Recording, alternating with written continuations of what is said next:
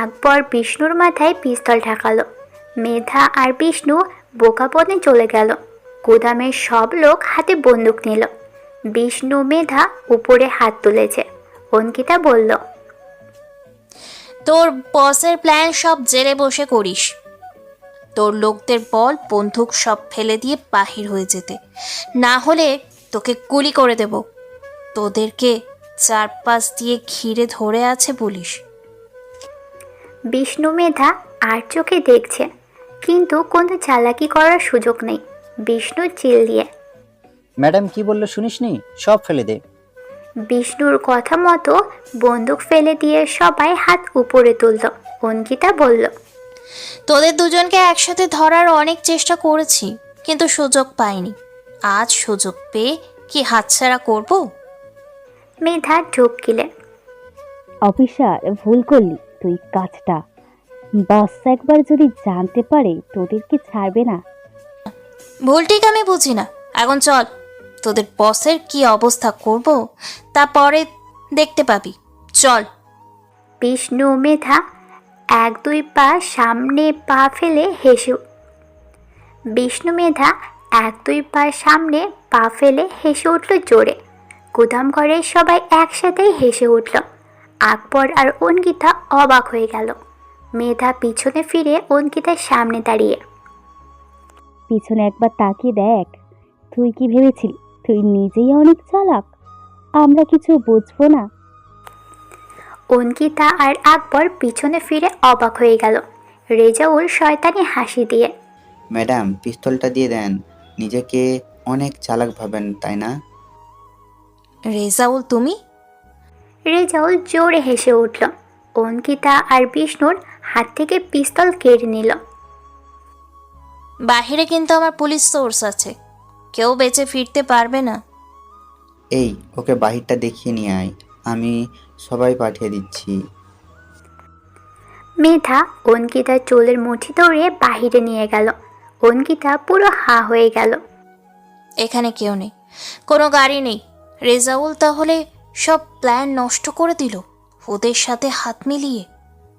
আমি কি ভুল করলাম? অঙ্কিতা ভাবতে লাগলো। মেধা অঙ্কিতাকে ভিতরে এনে ধাক্কা মেরে ফেলে দিয়ে, এত সহজে আমাদের ধরতে পারবি এটা কি করে ভাবলি? আজ তোদের শেষ দিন, বাঁচবি না তোরা। অর্ক আর লিমন হকি নিয়ে অঙ্কিতা আর আকবরকে মারতে থাকলো।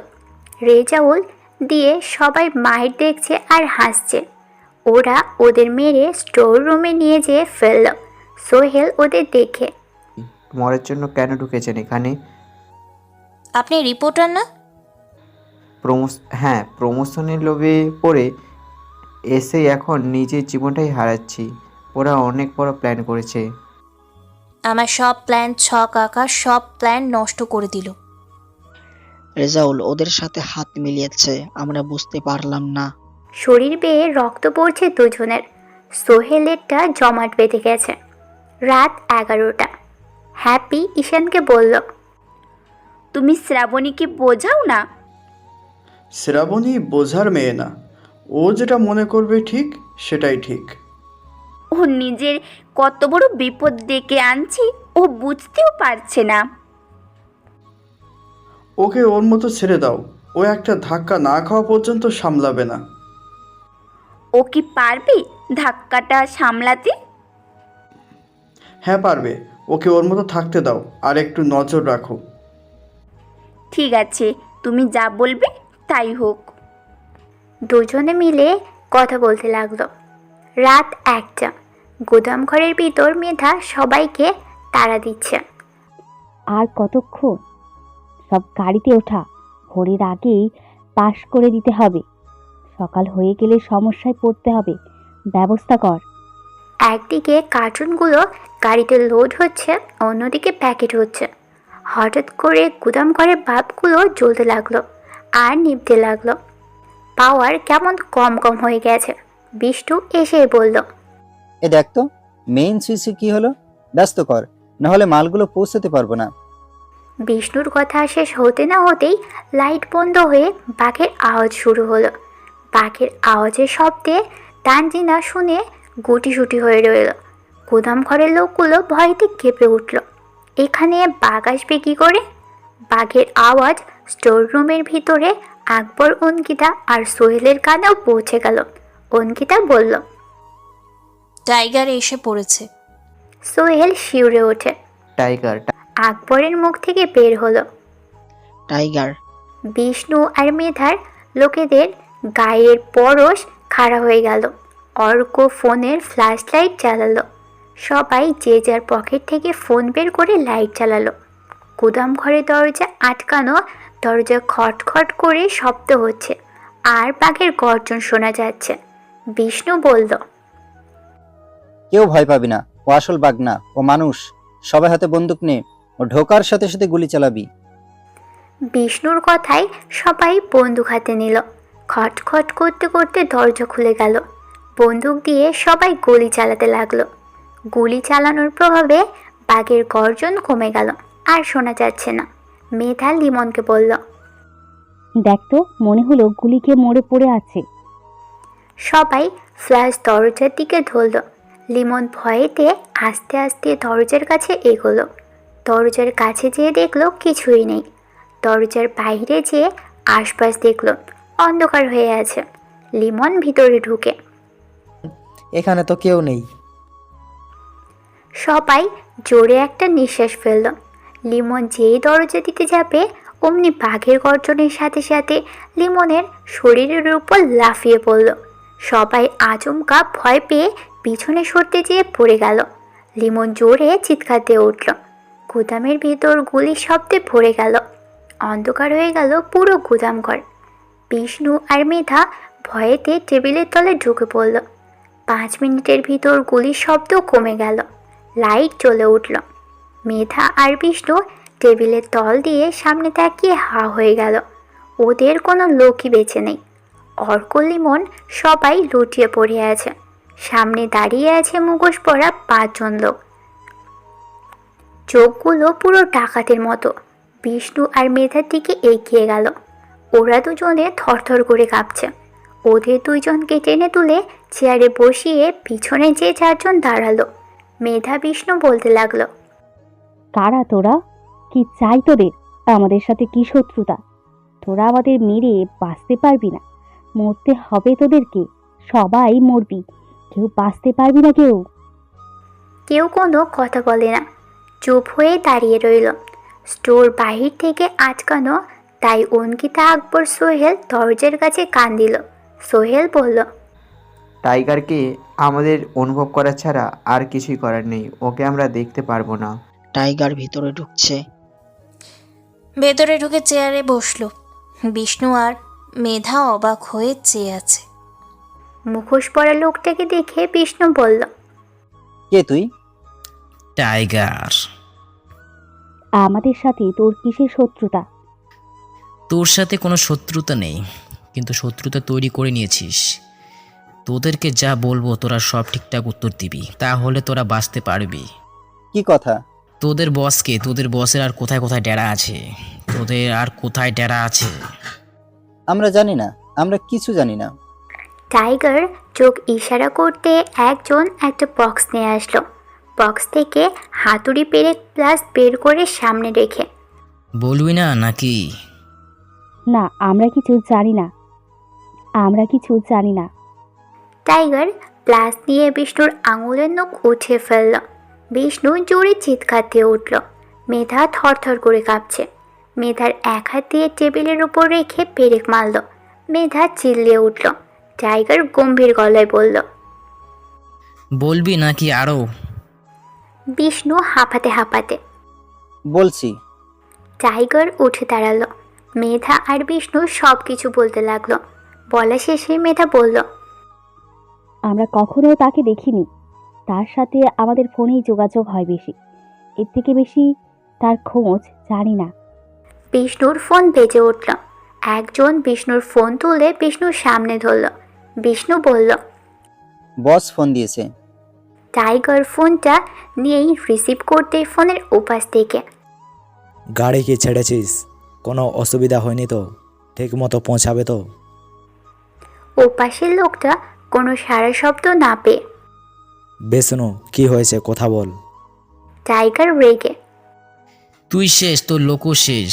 তুই কে আমি তা জানি না। যদি সাহস থাকে সামনে আয়। ওপাশ থেকে থমকে। কে তুই? টাইগার। টাইগার নামটা শুনতেই হাত থেকে ফোনটা পড়ে গেল। টাইগার বলল, তোর সব কিছু ধ্বংস করে দেব, তুই পুরো নিঃস্ব হয়ে যাবি। পারলে আটকে দেখা এই টাইগারকে। টাইগার কথাটা বলেই ফোনটা কেটে দিল। ওপাশের লোকটা চিল্লিয়ে বলতে লাগলো, টাইগার আমি তোকে ছাড়বো না। তুই আমার সব শেষ করে দিয়েছিস। তোকে আমি ছাড়বো না। আমি আসতেছি টাইগার তোকে মারতে। রেজাউল গুদাম ঘরের ভিতর ঢুকে অবাক হয়ে গেল। মুখোশ পরা লোকদের দেখে পালাতে যাবে তখনই একজন রেজাউলকে টেনে দেয়ালের সাথে বাড়ি মেরে ধরল। রেজাউলের মাথা ফেটে রক্ত পড়ছে। টাইগার পিছনে 4 জনের দিকে তাকাতেই বিষ্ণু আর মেধাকে ধরল। মেধা বলল, মরার আগে একটিবার তোকে দেখতে চাই। তুই কে আর কেনই বা আন্ডারওয়ার্ল্ডের শত্রু তুই? টাইগার মুখ থেকে মুখোশটা সরিয়ে মুচকি হেসে দিল। বিষ্ণু আর মেধা হা হয়ে গেল। সাথে সাথে মুখের ভিতর দিয়ে গুলি চলে গেল। টেবিলের উপর লুটিয়ে পড়ল। স্টোররুমের দরজা খুলে দিয়ে সবাই চলে গেল। গুদাম ঘর পুরো অন্ধকার হয়ে গেল। অঙ্কিতা, আকবর, সোহেল দরজা খোলা পেয়ে কষ্টে বাইরে বের হলো। সারা ঘর অন্ধকার। এর ভিতর পুলিশের হেড অফিসার ফোর্স নিয়ে চলে আসলো। বাহিরে পুলিশের গাড়ির শব্দ। গোদাম ঘরের লাইট জ্বলতেই হা হয়ে গেল। হেড অফিসার অঙ্কিতা আকবরকে দেখে, তোমাদের এই অবস্থা কিভাবে হলো? স্যার, রেজাউল আমাদের সব প্ল্যান নষ্ট করে দিলে। ওদের সাথে হাত মিলিয়ে আমাদের সব প্ল্যান বলে দিচ্ছে। ওরা আমাদের ধরে মেরে স্টোর রুমে আটকে রেখেছিল। তাহলে এদের মারলো কে? টাইগার এসে সবাইকে মেরে চলে গেল। দেখেছো টাইগারকে? চিনতে পারছো? টাইগারকে দেখা যায় না, শুধু অনুভব করা যায়। অনুভবে টাইগারকে খুঁজে পাওয়া যায় স্যার। সোহেল বেহুশ হয়ে পড়ল। হেড অফিসার বলল, এই ওদের হাসপাতালে নিয়ে যাও আর সব জায়গায় খুঁজে দেখো কোথাও কেউ আছে কিনা। জি স্যার। অঙ্কিতা, সোহেল আর আকবরকে নিয়ে গাড়িতে উঠিয়ে হসপিটালে নিয়ে চলে গেল। হেড অফিসার তানজিনাকে গাড়ির ভেতর বাঁধা অবস্থায় দেখে গাড়ির ভিতর থেকে সব বাঁধন খুলে দিল। তানজিনা বেহুশ হয়ে ঢলে পড়ে। হেড অফিসার তানজিনাকে গাড়িতে উঠিয়ে দেয়। তানজিনাকে নিয়ে হসপিটালে চলে গেল। মিডিয়ার লোকজন এসে হাজির হলো গুদামঘরের সামনে। নিউজ করতে লাগলো। লাশগুলো একে একে সব গাড়িতে উঠালো। ভোর হতে না হতে ফায়ার সার্ভিসের কর্মীরা গাড়ি নিয়ে ছুটছে। অনেক গুদামে বাড়িতে আগুন লেগেছে। আগুন লাগার পর থেকে ব্লাস্ট হওয়ার ঘটনা ঘটছে। একটা নির্দিষ্ট স্থানে সংকেত দেওয়া, সেখানে ফায়ার সার্ভিসের গাড়ি যেয়ে থামলো। সবাই অবাক। সুন্দর করে লেখা আছে, এরপরে আর যাবেন না, তাহলে বোমের সাথে উড়ে যাবেন। পুড়তেছে যখন পুড়তে দেন, এগুলো দেশের জন্য ভয়ঙ্কর, তাই আগুন নেমিয়ে আর ভয়ঙ্কর করবেন না। মুক্তি করে দিব দেশের ডাকাতদের হাত থেকে। লেখাটা আর কেউ বলতে পারে না। সবাই ধারণা করে নিল টাইগারের কাজ। হেড অফিসারের কাছে ফোনের উপর ফোন আসতেই থাকলো। হেড অফিসার অতিষ্ঠ হয়ে, এই টাইগার তো একটু শান্তি দেবে না, একের পর একটা ঘটনা ঘটিয়ে যাচ্ছে, অতিষ্ঠ হয়ে গেলাম। হেড অফিসার মিডিয়ার সামনে দাঁড়িয়ে বলতে লাগলো, আমাদের প্ল্যান আগে থেকে সব করা ছিল। অঙ্কিতার নেতৃত্বে এখানে একটা টিম আসে। অঙ্কিতা ঠিকমতো সব প্ল্যান সাজালে ও আমাদের ডিপার্টমেন্টের একজন আগে থেকে ওদের কাছে বিক্রি হয়ে গেছিল। সে সব প্ল্যান নষ্ট করে দেয়। এতে আহত হয় আমাদের 2 অফিসার। টাইগার এখানে এসে ওদের না মারলে হয়তো অনেক বড় দুর্ঘটনা ঘটে যেত, কিন্তু ও এসে সবাইকে মেরে বাঁচিয়ে দিয়ে গেছে আমাদের 2 অফিসারকে। নিউজ ফিড, সোহেল আর একটা মেয়েকে ধ্বংস করে দিয়ে সব চোরাকার বাড়ি। আমরা ওদেরকে হাসপাতালে প্রেরণ করেছি উচ্চ চিকিৎসা দেওয়ার জন্য। হেড অফিসার চলে গেল। মিডিয়া যে যার মতো নিউজ করতে লাগলো। আগুন লাগার খবর পেয়েও ছুটল সবাই। সকাল 10টা, আবির কলেজে ঢুকতেই শ্রাবণী আবিরের পথ আটকিয়ে ধরল। আগুন লাগার খবরে সব নিউজে দেখে আড়ালে থাকা ফোনের ওপাশে থাকা লোকটা বলতে লাগলো, আমার সব শেষ করে দিলি টাইগার, আমাকে ফকির বানিয়ে দিলি, আমি তোকে ছাড়বো না। আমার সব প্ল্যান নষ্ট করে দিলি, আমি সব ধ্বংস করে দিব, সব কিছুই ধ্বংস করে ফেলবো। তোকে আমি শেষ করে আমার সব সাম্রাজ্য আবার গড়ে তুলব। লোকটা পাগল হয়ে গেল। ঘরের সব কিছু রাগেতে ভাঙতে শুরু করলো। লোকটার লোকজন এসে বলল, বসো বসো, কি হয়েছে? দেশে যাওয়ার ব্যবস্থা কর, সবাইকে আসতে বল, আমি সব ধ্বংস করে দিব। আমার চোখের ঘুম কেড়ে নিয়েছে, ছাড়বো না আমি ওকে কখনো। চোখের সামনে সবকিছু পুড়ে যেতে দেখলো সবাই। শব্দগুলো শেষ হতে না হতেই ফায়ার সার্ভিসের কর্মীরা ঢুকে আগুন নিয়ন্ত্রণে নিয়ে চলে আসলো। ততক্ষণে সব পুড়ে ছাই হয়ে গেল। মিডিয়ার লোক এক এক জায়গায় এক এক অফিসারকে জিজ্ঞেস করলো, স্যার লেখাগুলো কার ছিল আর কে বা এই কাজগুলো করলো? আমরা সঠিক বলতে পারছি না, তবে আমরা যদি আগুন নিয়ন্ত্রণের আগে ঢুকে পড়তাম তাহলে আমরা কেউ বেঁচে ফিরতে পারতাম না। যে লাগিয়েছে সে সবকিছু জেনে বুঝেই লাগিয়েছে, আমাদের সতর্ক করার জন্য একটা এরিয়া করে দিয়েছে, এর বাইরে আমরা যেন না যাই। ধন্যবাদ স্যার। মিডিয়ার লোকজন বলতে লাগলো, কি এমন জিনিস ছিল যার জন্য ফায়ার সার্ভিসের কর্মীরা যেতে পারলো না? সতর্ক করে দিল, দেশের জন্য নাকি এগুলো সব হুমকির জন্য ছিল। প্রশাসন কি করতেছিল যে তারাই কিছু জানলো না? কিভাবে দেশে ঢুকলো সবার চোখে ফাঁকি দিয়ে? হসপিটালের সামনে মিডিয়ার সব লোকজন এসে হাজির হলো। ডক্টর বাহিরে আসতেই, স্যার সবার কি অবস্থা এখন? সবাই আশঙ্কা মুক্ত, তবে সোহেল গুরুতর আহত। আমাদের চেষ্টা আমরা চালিয়ে যাচ্ছি। সকাল 10টা, আবির কলেজে ঢুকতেই শ্রাবণী আবিরের পথ আটকিয়ে ধরে, গতকাল রাতে কই ছিলি? কখন? সন্ধ্যার পর। চা খেতে গিয়েছিলাম। তাহলে ফোনটা অফ করে রাখছিলি কেন? তুই জানিস না সন্ধ্যার পর আমার সাথে থাকবি? আবির আমতা আমতা করে, চাপা লেগে বন্ধ হয়ে গেছিল। দেখি তোর ফোনটা। আবির ফোনটা বের করতেই শ্রাবণী ফোনটা নিয়ে জোরে আছাড় মারে। ভাঙাড়ে চালাতে হবে না, চল আমার সাথে। আবির শ্রাবণীর দিকে অবাক হয়ে তাকিয়ে পড়ল। শ্রাবণী আবিরের হাত ধরে টেনে নিয়ে চলে গেল। হ্যাপি, সিন্ধিহা, রিফা, তানজিনা হসপিটালের খবর পেয়ে ছুটে গেল। তানজিনার বেডে ঢুকে হ্যাপি তানজিনাকে বলল, কি হয়েছে?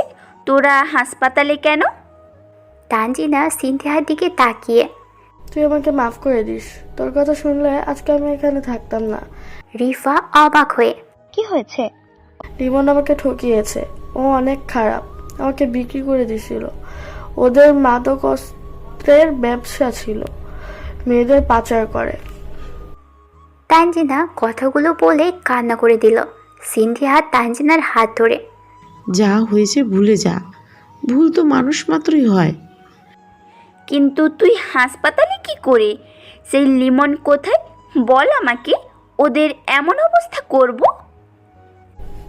ওরা কেউই বেঁচে নেই। সবাই অবাক হয়ে, বেঁচে নেই মানে? টাইগার ওদের মেরে ফেলেছে।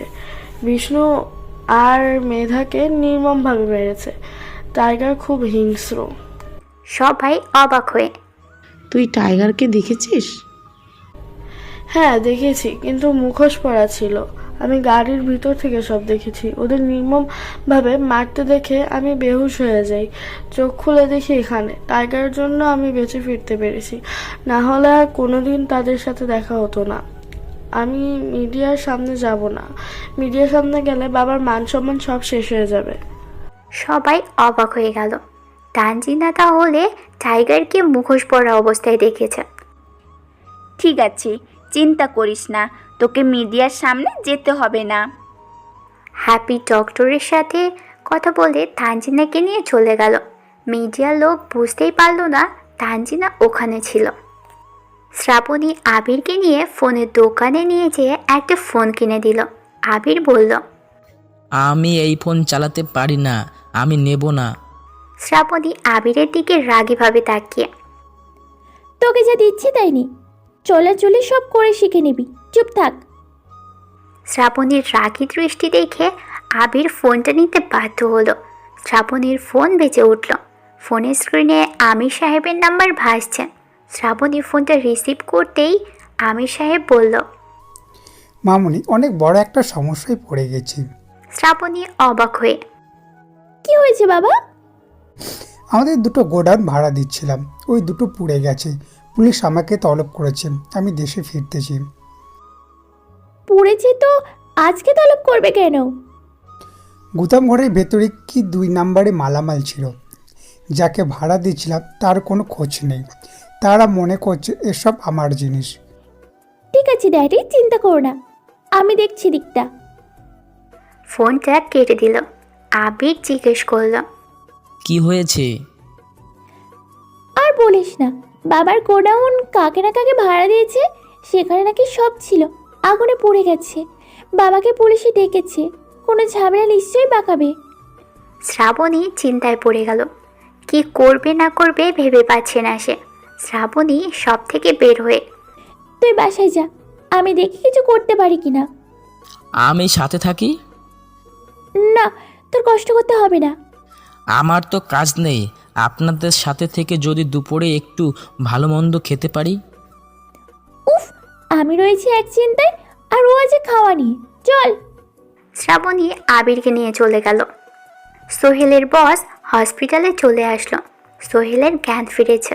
সোহেলের বস সোহেলকে ধমক দিয়ে, কি দরকার ছিল এত রিস্ক নিয়ে কাজটা করার? স্যার, প্রমোশনের লোভে। স্যার, তুমি আমাকে বলতে পারতে, আমি তোমার প্রমোশন করে দিতাম। আর যদি তোমার কিছু হতো, তোমার পরিবার কি জবাব দিতাম? স্যার, ম্যানেজারকে অনেক বলেছি, সে বলেছে নতুন কোনো আপডেট নিউজ দাও যা কোনো চ্যানেলে দেখাবে না, তাহলে আমার প্রমোশন হবে। সেই লোকটা আর হাতছাড়া করতে চায়নি। বস রেখেছে। ম্যানেজারকে দেখতেছি আমি প্রমোশনের জন্য নিজের জীবনটাই দিয়ে দিচ্ছিলাম। সোহেল কিছু বলে না। বস বলল, বাইরে মিডিয়ার সব লোক দাঁড়িয়ে আছে, তোমার সাথে কথা বলবে। ঠিক আছে। সোহেলকে হুইল চেয়ারে বসিয়ে বাইরে নিয়ে আসলো। অঙ্কিতা আকবরকেও নিয়ে এসেছে। মিডিয়ার লোক ওদের সামনে ঝুঁকে পড়ল। অঙ্কিতা বলল, আপনাদের অফিসার যা বলার একবার বলেছে, সে সব কিছু সত্যি কথা বলেছে।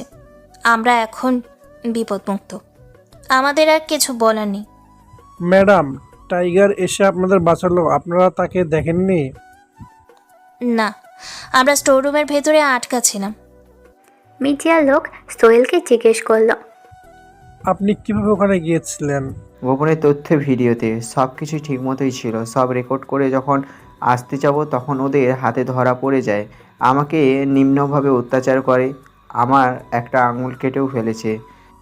টাইগারকে আপনি দেখেছেন? না, তবে টাইগারের উপস্থিতি অনুভব করেছি। টাইগার খুবই হিংস্র, ওকে দেখা যায় না, কিন্তু ওর পরিস্থিতি অনুভব করা যায়। মিডিয়ার লোক যে যার মতো নিউজ করতে লাগলো। সোহেল বসের কানে কানে বলল, বস, ভিডিও রেকর্ডটা আছে, আপনি একটা নিউজ করে দেন, আমাদের চ্যানেলে সুনাম বাড়বে। ঠিক আছে। সোহেল পেন ড্রাইভ বের করে দিল বসের হাতে। বস ওটা নিয়ে আর সোহেলকে নিয়ে চলে গেল। সোহেলের দেওয়া রেকর্ডটা ছড়িয়ে দিল। সবাই রেকর্ড দেখে অবাক। সোহেলকে অফিসে এনে ফুল দিয়ে শুভেচ্ছা জানায় আর সোহেলের প্রমোশন করিয়ে দেয়। শ্রাবণী আবিরকে নিয়ে অনেক জায়গায় গেল, কিন্তু সবার মুখ ফিরিয়ে নিল।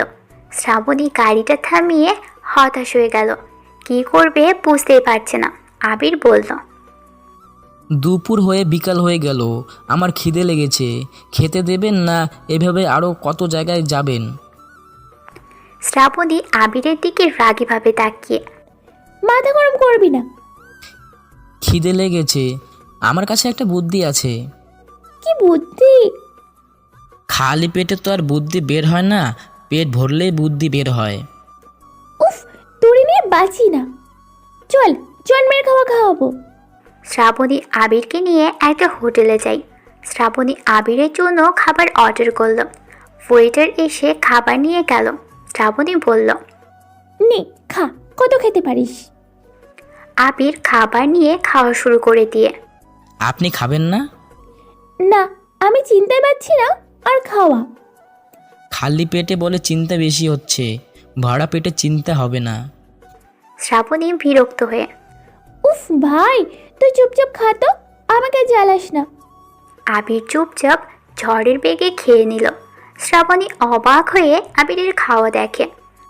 তোর পেট না অন্য কিছু?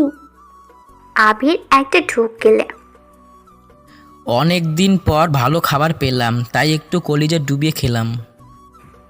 শ্রাবণী উঠে বিল দিতে গেল। আবির হাত ধুতে গেল। বিল নিয়ে শ্রাবণী গাড়ির কাছে যেয়ে দাঁড়ালো। আবির কিছুক্ষণ পর আসলো। শ্রাবণী গাড়িতে উঠতে যাবে, তখনই ফোনটা বেজে ওঠে। শ্রাবণীর ফোনটা রিসিভ করতেই আমির সাহেব বলল, মামনি, সব ঝামেলা মিটে গেছে। এর ভেতরে আমার কোনো হাত নেই, প্রমাণ হয়ে গেছে। শ্রাবণী খবরটা শুনে মুখে হাসি ফুটে উঠল। আবির বলল, কি হয়েছে? সব সমস্যা শেষ হয়ে গেছে। শ্রাবণী অনেক খুশি হলো। শ্রাবণী পেটে হাত দিয়ে, খিদে লেগেছে, খেয়ে আসি। আচ্ছা, আমি এখানে দাঁড়িয়ে যাচ্ছি। না, চল আমার সাথে। আপনি গেলে যদি আবার খিদা লাগে? খাবি? আবির হাসলো। শ্রাবণীর সাথে গেল। পরের দিন সকালে আবির আর শ্রাবণী হাসি মুখেই কথা বলতে বলতে কলেজের ভিতর ঢুকতেই তানজিনা ওদের সামনে দাঁড়িয়ে আবিরের দিকে হাত বাড়িয়ে, আমি তানজিনা, আমরা কি বন্ধু হতে পারি? শ্রাবণী আবির অবাক হয়ে গেল। শ্রাবণী, হ্যাপি, আয়ান, মালিহা, সিনতিহা, রিফাও অবাক হয়ে তানজিনার দিকে চেয়ে আছে। আবির বলল, আমি তো ছোট লোক, আর ছোট লোকদের সাথে বন্ধুত্ব করতে নেই, সরি। শ্রাবণী আবিরের মুখের দিকে তাকিয়ে বলল। তানজিনা বলল, তুমি যেমনই হও, আমি তোমার বন্ধু হতে চাই। তোর কি মাথা খারাপ হয়ে গেছে? কার সাথে বন্ধুত্ব করছিস? চিনিস ওকে? তুই চুপ থাক, আমি ওর সাথে বন্ধুত্ব করব। তুই কি একটু বেশি করছিস না তানজিনা? না, আবিরের বন্ধু হতে চাই, ব্যাস। ও কিন্তু ডাকাতের ছেলে, আর কটা ডাকাত। শ্রাবণীর রাগীভাবে মালিহার দিকে তাকিয়ে পড়ল। মালিহা জিভে কামড় দিল। শ্রাবণী আবিরকে নিয়ে চলে গেল। তানজিনা মালিহার সামনে দাঁড়িয়ে বলল, রিপিট, ও যা মতো যায় হোক, সমস্যা নেই। আর তোরা কেমন মানুষে, তোদের দুজনকে বাঁচালো আর তোরাই কিনা ওর দিকে আঙ্গুল তুললি? ও খারাপ হতো তাহলে তোদের বাঁচাতে এগিয়ে যেত না। আর তো অনেক মানুষ ছিল, তারা কেন এগিয়ে আসলো না? মালিহা আয়ান মাথা নিচু করে নিল। তানজিনা বলল, আমি ওর সাথে বন্ধুত্ব করব, তোরা থাক। মাথা আসলেই খারাপ হয়ে গেছে। আবির আর শ্রাবণী বসে আছে। তানজিনা ওদের মাঝখানে বসে, আমরা আজ থেকে ফ্রেন্ডস, ঠিক আছে?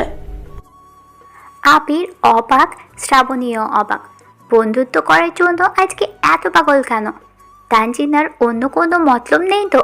শ্রাবণী আবিরকে উঠতে বললে তানজিনাকে বলল, তোর সাথেও কখনো বন্ধুত্ব করবে না, আর না তোদের কারো সাথে। অপমান করার খুব ইচ্ছে, কোনো দরকার নেই। শ্রাবণী আর আবির চলে গেল। তানজিনা ঠায় দাঁড়িয়ে রইল। দেখতে দেখতে 7 দিন কেটে গেল। এই 7 দিনে মানুষেরা সুন্দর করে জীবনযাপন করছে, আর কোনো সমস্যার মুখে পড়েনি কেউ। 7 দিন পর অঙ্কিতা, আকবর থানায় এসে কাজে জয়েন করলো। সোহেলও মিডিয়ায় জয়েন করলো। অঙ্কিতা বসে আছে।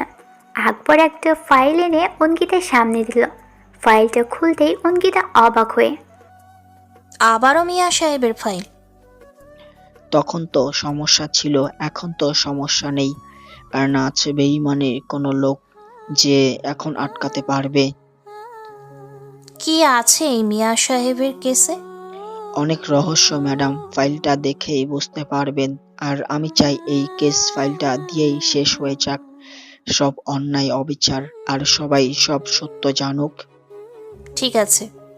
আকবর চলে গেল। অঙ্কিতা ফাইলটা বের করতেই প্রথমে একটা গ্রামের দৃশ্য, ফুটফুটে একটা বাচ্চা, তার দুই পাশে বাচ্চাটার মা বাবা, মিয়া সাহেব আর বিবি বেগম ও তাদের ছেলে নীল। অঙ্কিতা ফাইলের ভিতর ডুবে গেল। মিয়া সাহেব ছিলেন গ্রাম প্রধান, তার স্ত্রী বিবি বেগম ছিলেন খুবই বুদ্ধিমতী। গ্রামের যে কোনো ঝামেলায় মিয়া সাহেব ঝামেলা মিট করে দিত, আর বিবি সাহেব যে কোনো সমস্যা সমাধানে বুদ্ধি দিত। সবাই মিয়া সাহেবকে সম্মান করে, তার কথা সবাই শুনত। ছোট্ট গ্রাম, সবাই হাসি খুশিভাবেই জীবনযাপন করত। মিয়া সাহেব সবার কাজের যোগান দিয়ে দিতেন। মাসে 6 মাস গ্রামে চাষবাস করত, আর 6 মাস ইট ভাটাই। গ্রাম্য মানুষেরা কাজে খুবই পারদর্শী। সবাই মিয়া সাহেবকে বিশ্বাস করত আর মেনে চলত। দেখতে দেখতেই 1 বছর কেটে গেল। 1 বছর পর গ্রামে শহরের সাহেবদের গাড়ি ঢুকেছে। সোজা এসে মিয়া সাহেবের বাসার সামনে থামল। গ্রামের লোকজন সবাই অবাক হয়ে চেয়ে চেয়ে দেখল। গাড়ি থেকে আদি নামল। মিয়া সাহেব আদিকে দেখে খুব খুশি হয়ে গেল। বন্ধু, তুই মনে আছে আমাকে? মনে আছে বলেই তো সোজা তোর গ্রামে চলে আসলাম। তা বেশ ভালোই আছিস শুনলাম গ্রামের মানুষদের নিয়ে। হ্যাঁ রে, এরাই তো সব আমার। তোর লোকজন শুনলাম আমার ভাড়ায় কাজ করে। তুই নাকি সব লোক দিয়ে আমার ভাড়াকে দাঁড় করিয়েছিস। তোর এই ঋণ আমি কখনো শোধ করতে পারবো না। তোর নাম শুনে আর বিদেশে থাকতে পারলাম না। চলে আসলাম দেশে আমার পুরনো বন্ধুর সাথে দেখা করতে। মিয়া সাহেব আদির কথা শুনে অনেক খুশি হয়ে গেল। বিবি সাহেব খাবার জল এনে ওদের সামনে রাখল। মিয়া সাহেব আদির সাথে পরিচয় করিয়ে দিল। আদি কিছুক্ষণ কথা বলে চলে গেল। পরের দিন মিয়া সাহেব ফসলের জমিতে কাজ করছেন। আদি গাড়ি থেকে ফসলের জমিতে পা দিল। কাদার ভেতর দিয়ে হেঁটে আসছে। মিয়া সাহেব অবাক হয়ে চেয়ে রইল। আদি আসতেই মিয়া সাহেব বলল, তোর জামা কাপড়ে তো কাদা লেগে গেল। আরে কি হয়েছে, আমরা তো মাটির মানুষ। তুই সত্যি অনেক বদলে গেছিস। যে আদি কখনো জুতা খুলে হাঁটেনি, সে আজ কাদায় হাঁটছে। সময়ের সাথে সব বদলে যায়। আমরা যদি শ্রমিকদের কষ্ট না বুঝি তাহলে বুঝবে কে? মিয়া সাহেব আদির কথায় খুশি হলো। আদি বলল, আমার একটা ফ্যাক্টরি আছে, কিছু লোকের প্রয়োজন। যদি তোর এখান থেকে কিছু লোক ম্যানেজ করে দিতে পারতি। আরে কি বলিস, অবশ্যই দিব। চল তোকে নিয়ে সবার সাথে কথা বলি। মিয়া সাহেব আদিকে নিয়ে জমি থেকে উঠে সবাইকে ডেকে জড়ো করে বলল, আমার বন্ধুর একটা ফ্যাক্টরি আছে। তোমরা যারা ওখানে কাজ করতে চাও বলো, বেতন ভালোই দিবে। আমি লোক বেছে নিব, কাজ শিখিয়ে নিব, বেতনে সবাই সন্তুষ্টি হবেন। সবাই সম্মতি দিল। আদি বলল, তাহলে আজ রাতের গাড়িতে 20 জনকে পাঠিয়ে দে। হ্যাঁ হ্যাঁ, ঠিক আছে। মিয়া সাহেব সবার সাথে কথা বলে 20 জনকে নিল। সবাইকে 9টার ভিতরে এসে হাজির হতে বলেছে। সবাই চলে গেল। রাত 9টায় সবাই জায়গা মতো হাজির হলো। গাড়িতে উঠিয়ে দিল। সবাই হাসি মুখে বিদায় নিয়ে চলে গেল। রাত 2টা, গাড়ি হঠাৎ করে কষে ব্রেক করলো। বাসের ভিতর থাকা সবাই থরথর করে কাঁপতে লাগলো। বাসের সামনে ডাকাতের দল দেখে বাসের ভিতর সবাই ভয়েতে কাঁপতে লাগলো। বাসের ভিতর বন্দুক হাতে সবাই উঠে ড্রাইভারের মাথায় ঠেকিয়ে, যেই দিকে বলছি সেই দিকে চালাবি, উল্টো পথে নিবি তো সব শেষ করে ফেলবো। আর সব চুপ চিল্লাবি তো গুলি করে মাথার খুলি উড়িয়ে দেব। ড্রাইভার ডাকাত সর্দারের কথা মতো জঙ্গলের ভিতর নিয়ে গেল। ভিতরে থাকা মানুষগুলো ভয়েতে গুটিসুটি হয়ে থাকলো। বাস এসে জঙ্গলের ভিতর থামলো। সবাইকে লাইন ধরে নামালো। সবাইকে বলল, ফোন কর বাসায়। যে ফোন করতে রাজি হয়েছে বড় পাতলা কাঁচুলি দিয়ে পিঠে বাড়ি মারছে জোরে। জামা ফেটে পিঠ ছিঁড়ে রক্ত বের হচ্ছে। সবার আর্তনাদ শুরু হলো। কে শুনবে এই আর্তনাদ এই গভীর জঙ্গলে? রাত 3টা। মিয়া সাহেব দরজার ধাক্কার শব্দ শুনে ঘুম থেকে লাফিয়ে উঠে দরজা খুলে অবাক হয়ে গেল। গ্রামের লোকজন কান্না করছে আর হাত জোড় করে বলছে, প্রধান, আমাদের স্বামীদের ছেলেদের বাঁচান, ওরা ডাকাতের হাতে বন্দী হয়েছে। মুক্তিপণ দাবি করেছে, না দিতে পারলে ওরা মেরে ফেলবে। মিয়া সাহেব পুরোই অবাক হয়ে গেল। ডাকাতদের হাতে কিভাবে বন্দি হলো? ডাকাত আসলো কই থেকে? মিয়া সাহেব সবাইকে শান্ত হতে বলে, আমি ডাকাতদের সাথে কথা বলে সবাইকে ছাড়িয়ে আনবো, যতই টাকা লাগুক না কেন। আমার সাথে কথা বলাই দাও। একজন এসে মিয়া সাহেবের কাছে ফোন দিল। মিয়া সাহেব ফোনটা নিয়ে কানে ধরল। ওপাশ থেকে ডাকাত সর্দার বলল, গ্রাম প্রধান, তোর লোকেদের যদি জীবিত অবস্থায় পেতে চাস তাহলে আমাদের চাহিদা পূরণ কর। তুমি ওদের কিছু করবে না, কোনো ক্ষতি করবে না। তাহলে আমার চাহিদা মতো টাকা দিবি। তোর লোক আছে কতজন? 20 জন। মিয়া সাহেব 20 জনের নাম বলল। ডাকাত সর্দার বলল, 20 লক্ষ টাকা দিবি? তাহলে সবাইকে ছেড়ে দেব। এত টাকা আমরা কোথায় পাবো? একটু কমিয়ে চাও, আমরা অনেক গরিব। গ্রামের মানুষ একটু বোঝার চেষ্টা করো। ঠিক আছে, 15 লক্ষ টাকার ব্যাগ ভরে পাঠিয়ে দিবি। যদি এরকম হয় তাহলে কেউ বেঁচে ফিরবি না। কথাটা বলে ফোন কেটে দিল। মিয়া সাহেব বলল, ওরা 15 লক্ষ টাকা দাবি করেছে। চিন্তা করো না, টাকার ব্যবস্থা হয়ে যাবে। আমাদের কাছে অত টাকা নেই। 20টা পরিবারের টাকা মিলিয়ে হলো 8 লক্ষ টাকা। কেউ 50,000, কেউ 40, কেউ 30, এভাবে 8 লক্ষ টাকা জমা হলো। বাকি 7 লক্ষ টাকা মিয়া সাহেব দিয়ে একটা ব্যাগে ভরল। ডাকাত সর্দারের নাম্বারে কল করল। ফোন রিসিভ করতেই মিয়া সাহেব বলল, টাকার ব্যবস্থা হয়ে গেছে, কোথায় নিয়ে আসতে হবে বলো। ঠিক আছে, তুই আগে গাড়িতে উঠ, তারপর তোকে লোকেশন বলবো। কোনো রকম চালাকি করবি তো শেষ করে দেব সবাইকে। ডাকাত সর্দারের কথা মতো মিয়া সাহেব গাড়িতে উঠে পড়ল। গাড়ি চলতে লাগলো। সকাল 10টা।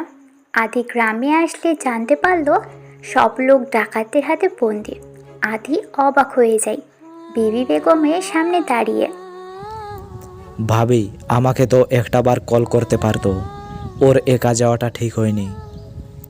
আমি দেখছি কি করা যায়। আদি ওখান থেকে চলে গেল। শহরের থানায় এসে অফিসারকে বলল,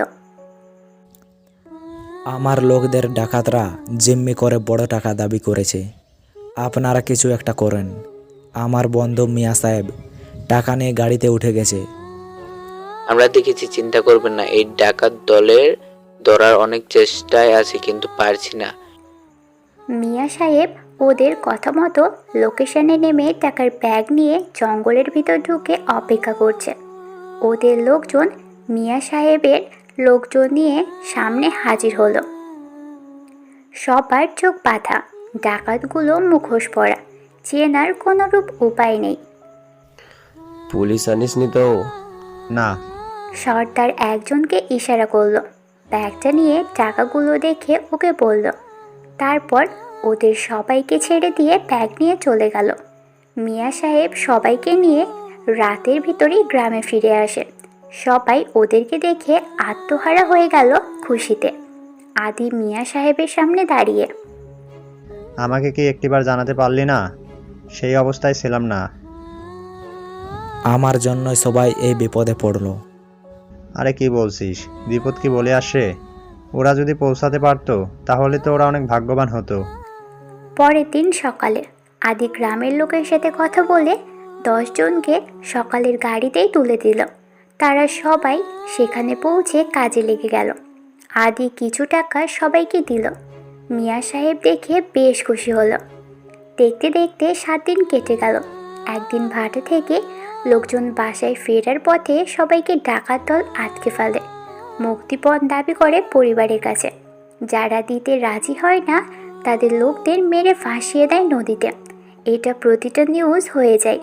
প্রতিনিয়ত এমন ঘটনা ঘটার পর থেকে মিয়া সাহেব সবাইকে বারণ করে দিলেন বাহিরে কাজে না যেতে। সবাই মিয়া সাহেবের কথা মতো বাহিরে যায় না। এভাবেই কেটে গেল 1 মাস। একদিন মিয়া সাহেবের কানে খবর আসলো 10 পরিবারকে ডাকাতের জিম্মি করে রাখছে, টাকা নিয়ে দিতে পারলে মেরে ফেলে দিবে। মিয়া সাহেব অবাক হয়ে গেল। আমার গ্রামের লোকজন বাহিরে গেল কি করে? তার মাথায় কিছুতেই আসছে না। পুলিশকে খবর দেওয়া হলে পুলিশের অফিসার পলাশ এসে তদন্ত করে।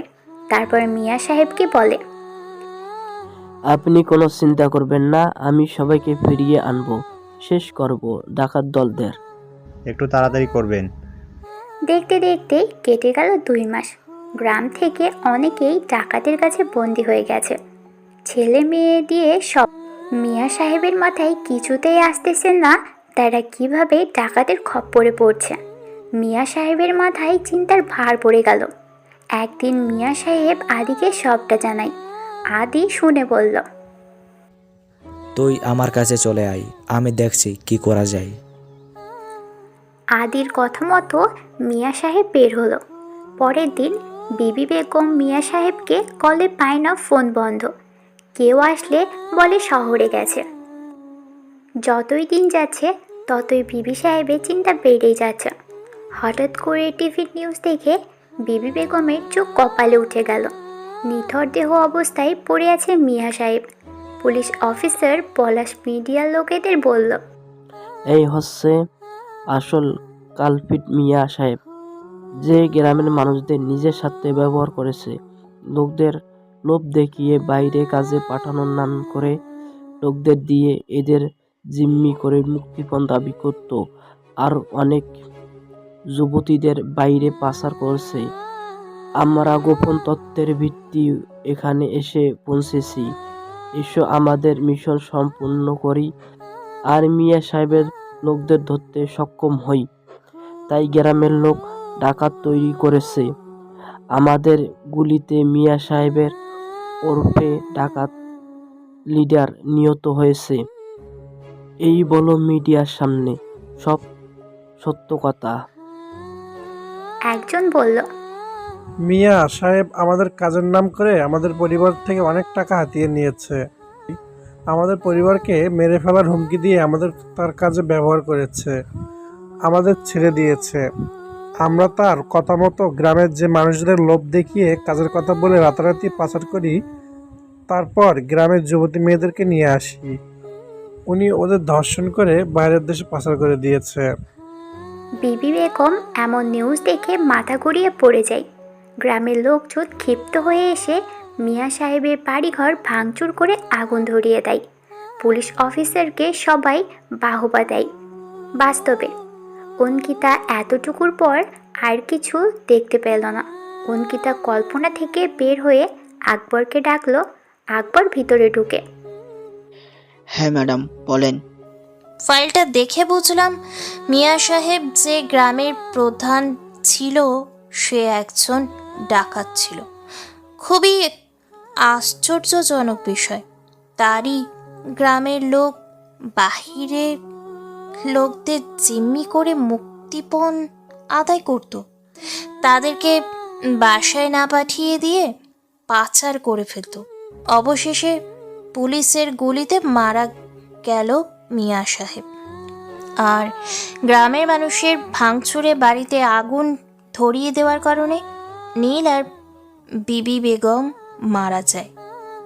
তাহলে এখানে এটা নিয়ে আর কি কেস থাকে বুঝলাম না। আকবর মুচকি হেসে, আপনি তাহলে রহস্যটা ধরতেই পারেননি। রহস্য রয়ে গেল কিন্তু। অঙ্কিতা অবাক হয়ে, আবার কিসের রহস্য?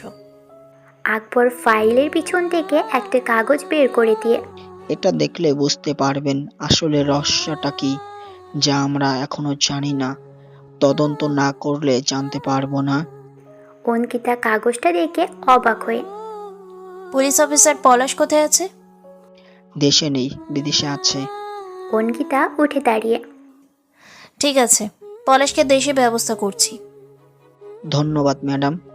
অঙ্কিতা ভাবতে লাগলো রহস্যের পর রহস্য থেকেই গেল। পলাশকে পেলে বাকি রহস্য জানতে পারবে। পরের দিন শ্রাবণী আর আবির কলেজে আসলে তানজিনা আবারও ওদের পথ আটকায়। এই কয়দিন বেশ চালিয়েছে। তানজিনা বলল, চিন্তা করিস না, আমি তোর আবিরকে তোর থেকে কেড়ে নেব না। আমি শুধুমাত্র বন্ধু হয়ে থাকবো। শ্রাবণী আবির অবাক হয়ে গেল। কি বলছিস? আমরা বন্ধু জাস্ট। তলে তলে তো ঠিকই প্রেম জমে উঠেছে, কিন্তু ধরা দিচ্ছে না।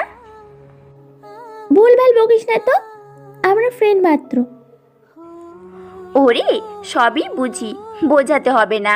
আর হ্যাঁ, সরি, আমরা আগের মতো আবার বন্ধু হয়ে যাব।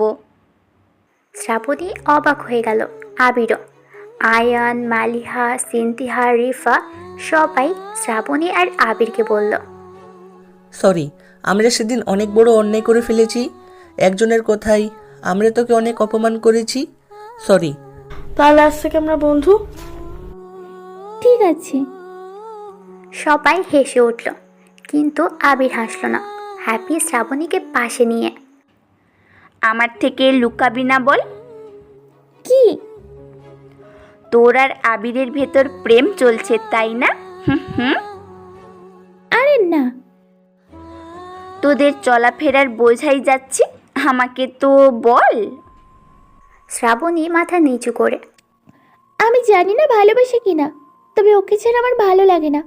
ওর সাথে কথা বলতে না পারলে ভালো লাগে না, এক পলক না দেখলে কষ্ট হয়।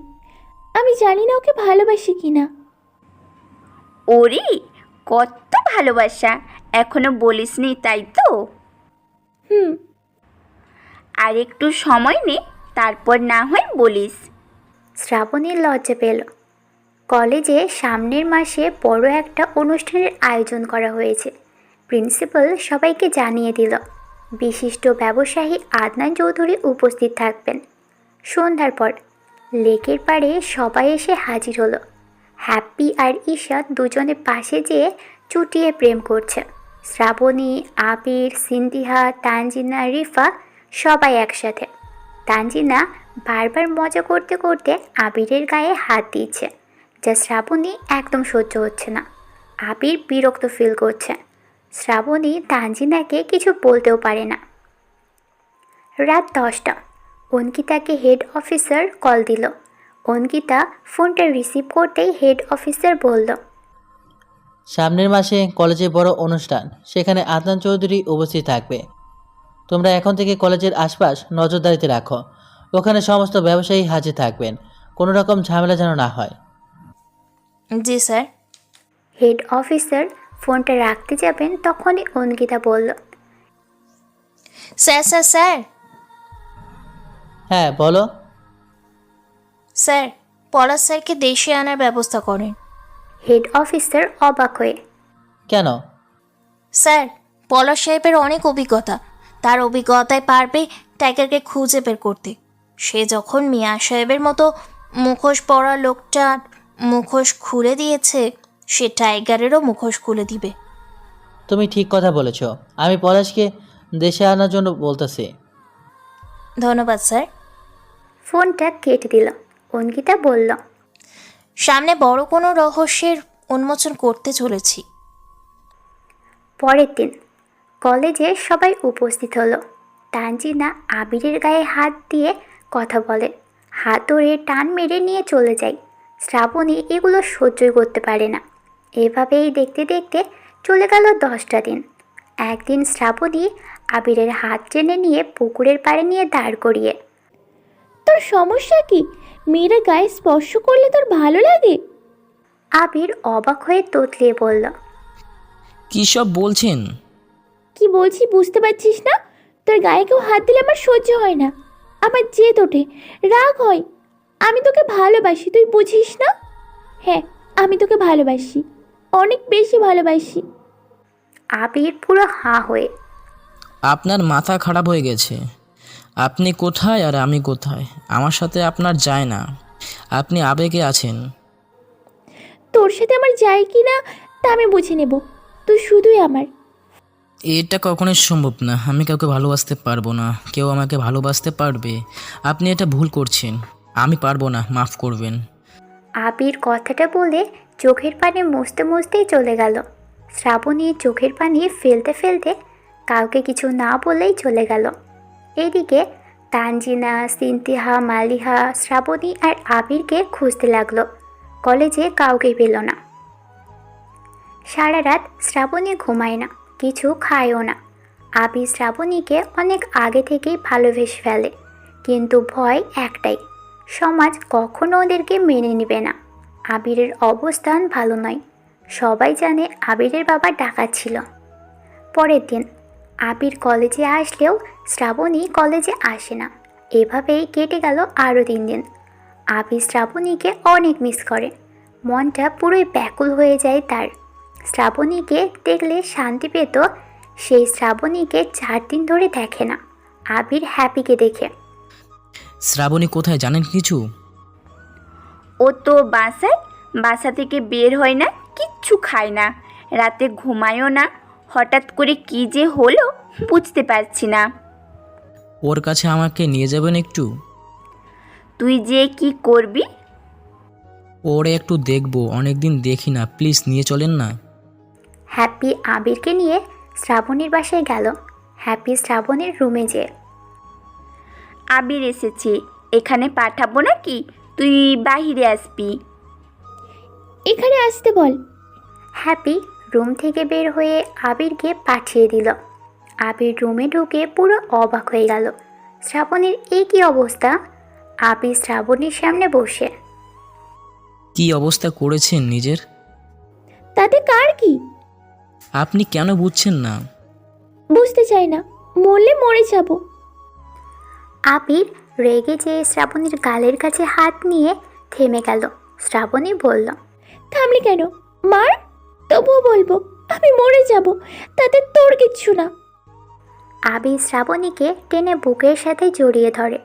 চুপ একদম, তুই মরে গেলে আমার কি হবে? তুই না থাকলে আমি কীভাবে থাকবো? এই 4 দিনে অনেক কষ্ট দিয়েছিস, এখন আবার মরার কথা বলছিস? একদম বাজে কথা বলবি না, মেরে ফেলবো একদম। শ্রাবণী আবিরকে 2 হাত দিয়ে জড়িয়ে ধরে চোখের পানি ছেড়ে দিল। ঘরের ভিতর ধুম করে শব্দ হলো। আবির চমকে উঠল। সব জড়ি আবির আর শ্রাবণীর মাথায় এসে পড়ল। হ্যাপি, তানজিনা, রিফা, আয়ন, মালিহা, সিনতিহা সবাই একসাথে চিল্লিয়ে উঠল। তানজিনা বলল, ওরে কত সুন্দর ভালোবাসা। আবির শ্রাবণীকে ছেড়ে দিল, শ্রাবণী আবিরকে। দুজনে লজ্জায় লাল হয়ে গেল। হ্যাপি শ্রাবণীর পাশে বসে শ্রাবণীকে ধরে, ওরে লজ্জা, ওষুধে তাহলে কাজে দিল। সবাই মিলে অনেক মজা করতে লাগলো। শুরু নতুন প্রেম কাহিনী।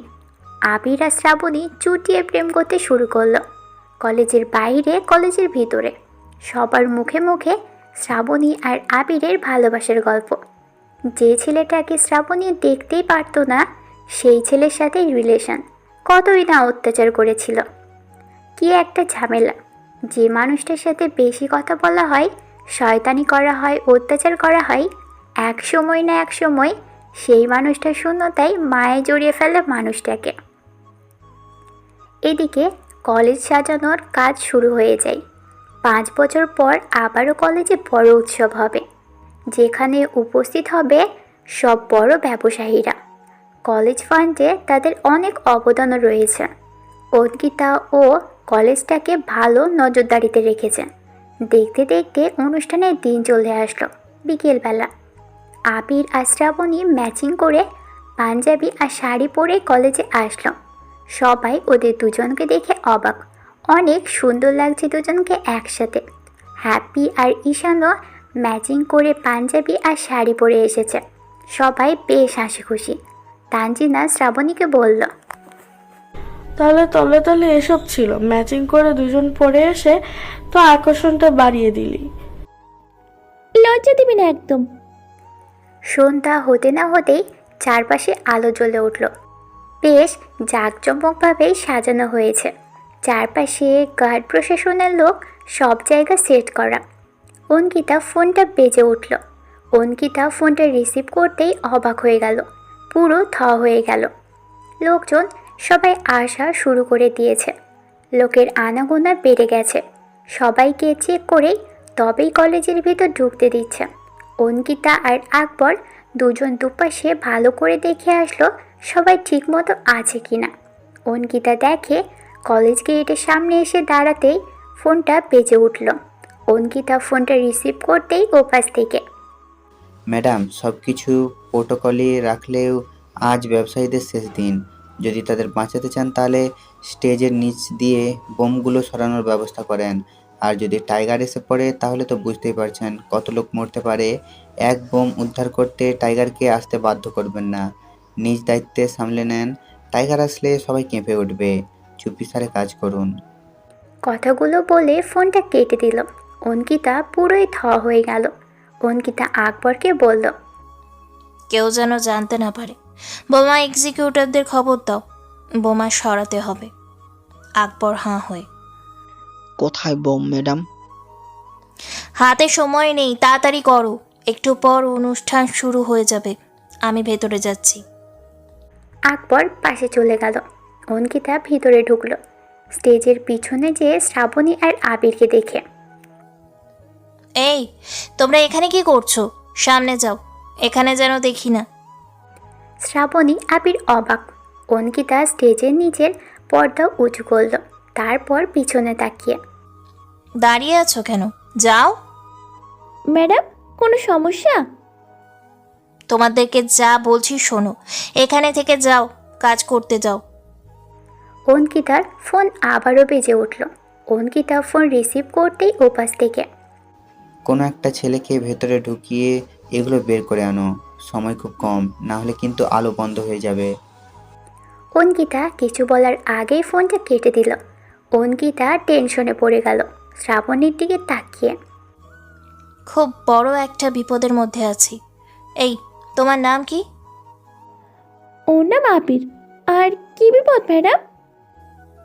এই স্টেজের তলায় বোমা ফিট করা, ওগুলো এখনো চালু হয়নি। তুমি ঢুকে বের করে আনতে পারবে? একটু তাড়াতাড়ি। শ্রাবণী আর আবির হা হয়ে গেল। শ্রাবণী আবিরকে বলল, ম্যাডাম যা বলে করো। আবির পাঞ্জাবিটা খুলে স্টেজের তলায় ঢুকে পড়ল। ঢুকে পুরো অবাক। এমন কায়দায় ফিট করা, আজকে ব্লাস্ট হলে সব শেষ হয়ে যেত। অঙ্কিতার কথা মতো আবির বোমগুলো খুলে বাহিরে বের করে নিয়ে আসলো। অঙ্কিতা বোমগুলো দেখে অবাক হয়। তারগুলো কাটা কেন? ম্যাডাম, লাল তারটা কাটলে বোম ফাটবে না, তাই ছিঁড়ে দিয়েছি। তুমি জানলে কি করে? এখনকার যুগে না জানার কি আছে, ইউটিউবে। অঙ্কিতার ফোন বেজে উঠল। অঙ্কিতা ফোনটা রিসিভ করতেই ওপাশ থেকে, এখন শান্তিতে ঘুরুক, আর কোনো সমস্যা নেই। ফোনটা কেটে দিল। অঙ্কিতা বারবার কল দিল, কিন্তু নাম্বার অফ। এদিকে আমির সাহেব, আফজল সাহেব আরও অনেকেই গাড়িতে করে কলেজের ভিতরে ঢুকলো। অঙ্কিতা সামনের দিকে যেয়ে দাঁড়ালো। আমির সাহেব আসমত সাহেবকে বরণ করে নিল। তারা স্টেজের উপর উঠে গেল। একে একে সবাইকে বরণ করে নিল। স্টেজের উপর সবাইকে ফুল দিয়ে শুভেচ্ছা জানালো। প্রিন্সিপাল হামিদের কানে কানে একজন এসে, স্যার, আদনান চৌধুরী আসতে পারবেন? ওনার জরুরি মিটিং পড়ে গেছে, সেখানে গেছে। ঠিক আছে, তুমি যাও। অনুষ্ঠান শুরু হয়ে গেল। প্রথমে একজন উঠে বক্তব্য দিল, তারপর আরেকজন। সবাই মনোযোগ সহকারে বক্তব্য শুনতে লাগলো। কিছুক্ষণ পর হেড অফিসারের গাড়ি এসে থামল। হেড অফিসারের গাড়ির সামনে অঙ্কিতা চলে গেল। হেড অফিসারের গাড়ি থেকে পলাশ নামল।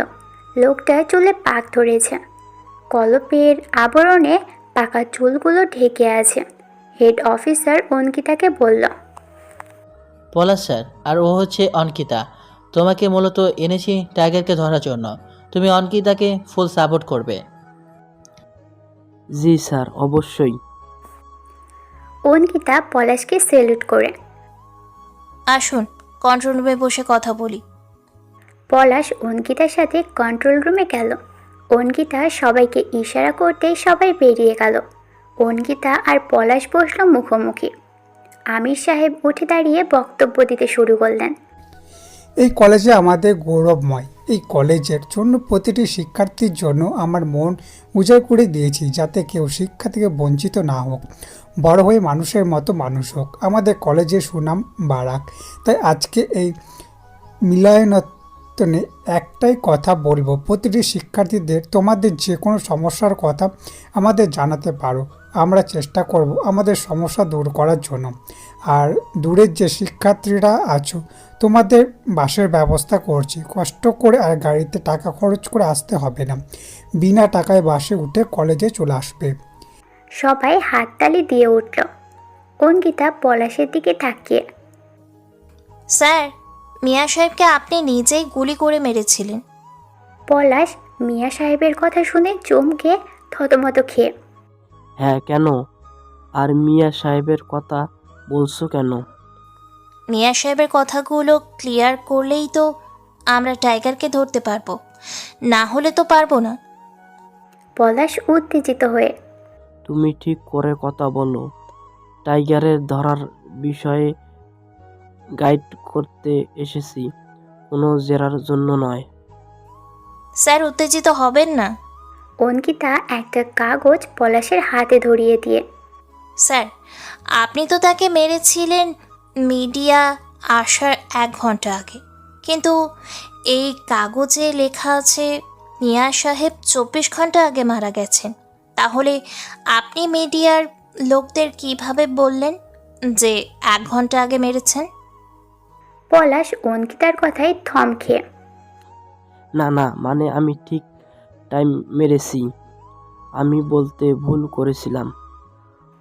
পলাশ ঘাবতে শুরু করলো। অঙ্কিতা বলল, স্যার, আপনি মিথ্যে কথা বলছেন, আপনার চোখ মুখ স্পষ্ট বলে দিচ্ছে। কি হয়েছিল স্যার, সেই দিন সত্যি করে বলেন, না হলে আপনিও বাঁচতে পারবেন না। সত্যটা বললে আপনাকে আমি বাঁচিয়ে নিয়ে যেতে পারবো। পলাশ অনেকটা ঘাবড়ে যায়। অঙ্কিতা একটু জোর দিয়েই বলল, স্যার বলুন, সময় এখনও আছে। সব কিছু আমার হাতের বাহিরে চলে গেলে আমার কিছুই করার থাকবে না। পলাশ ভয় পেয়ে, বলছি, আমি সব বলছি। অঙ্কিতা পলাশের দিকে পানির গ্লাস এগিয়ে দেয়। পলাশ পানি খেয়ে, আমি টাকার কাছে বিক্রি হয়ে গিয়েছিলাম সেদিন। মিয়া সাহেবের কোনো ডাকাত ছিল না, সে একজন সহজ সরল মানুষ ছিল, মানুষের সবসময় উপকার করত। সেদিন মিয়া সাহেব নিলয়কে সাথে নিয়ে আদির সাথে দেখা করার জন্য শহরে আসলে তাদের আর নিলয়কে কিডন্যাপ করে নেওয়া ডাকাত দলদের লোকেরা গভীর জঙ্গলে নিয়ে মিয়া সাহেবকে আটকে রাখে। ডাকাতের সদস্যরা মিয়া সাহেবকে বলেছিল, মিয়া সাহেব, আপনি আমাদের সাথে কাজ করুন, আপনাকে রাতারাতি কোটিপতি বানিয়ে দেব। তোরা যে স্বপ্ন দেখছিস তা কখনো বাস্তব হবে না, তোদের সাথে আমি কখনো কাজ করব না। একটু ভাবুন মিয়া সাহেব, গ্রাম থেকে লোকেদের কাজের উদ্দেশ্যে পাঠাবেন, আমার ওদের জিম্মি করে পরিবার থেকে টাকা আদায় করব, তারপর ওদের ছেড়ে না দিয়ে পাচার করে দেব, অনেক টাকা পাবেন। আমি মরে গেলেও এ কাজ কখনো করব না। ছেলেকে ভালোবাসেন তাই না?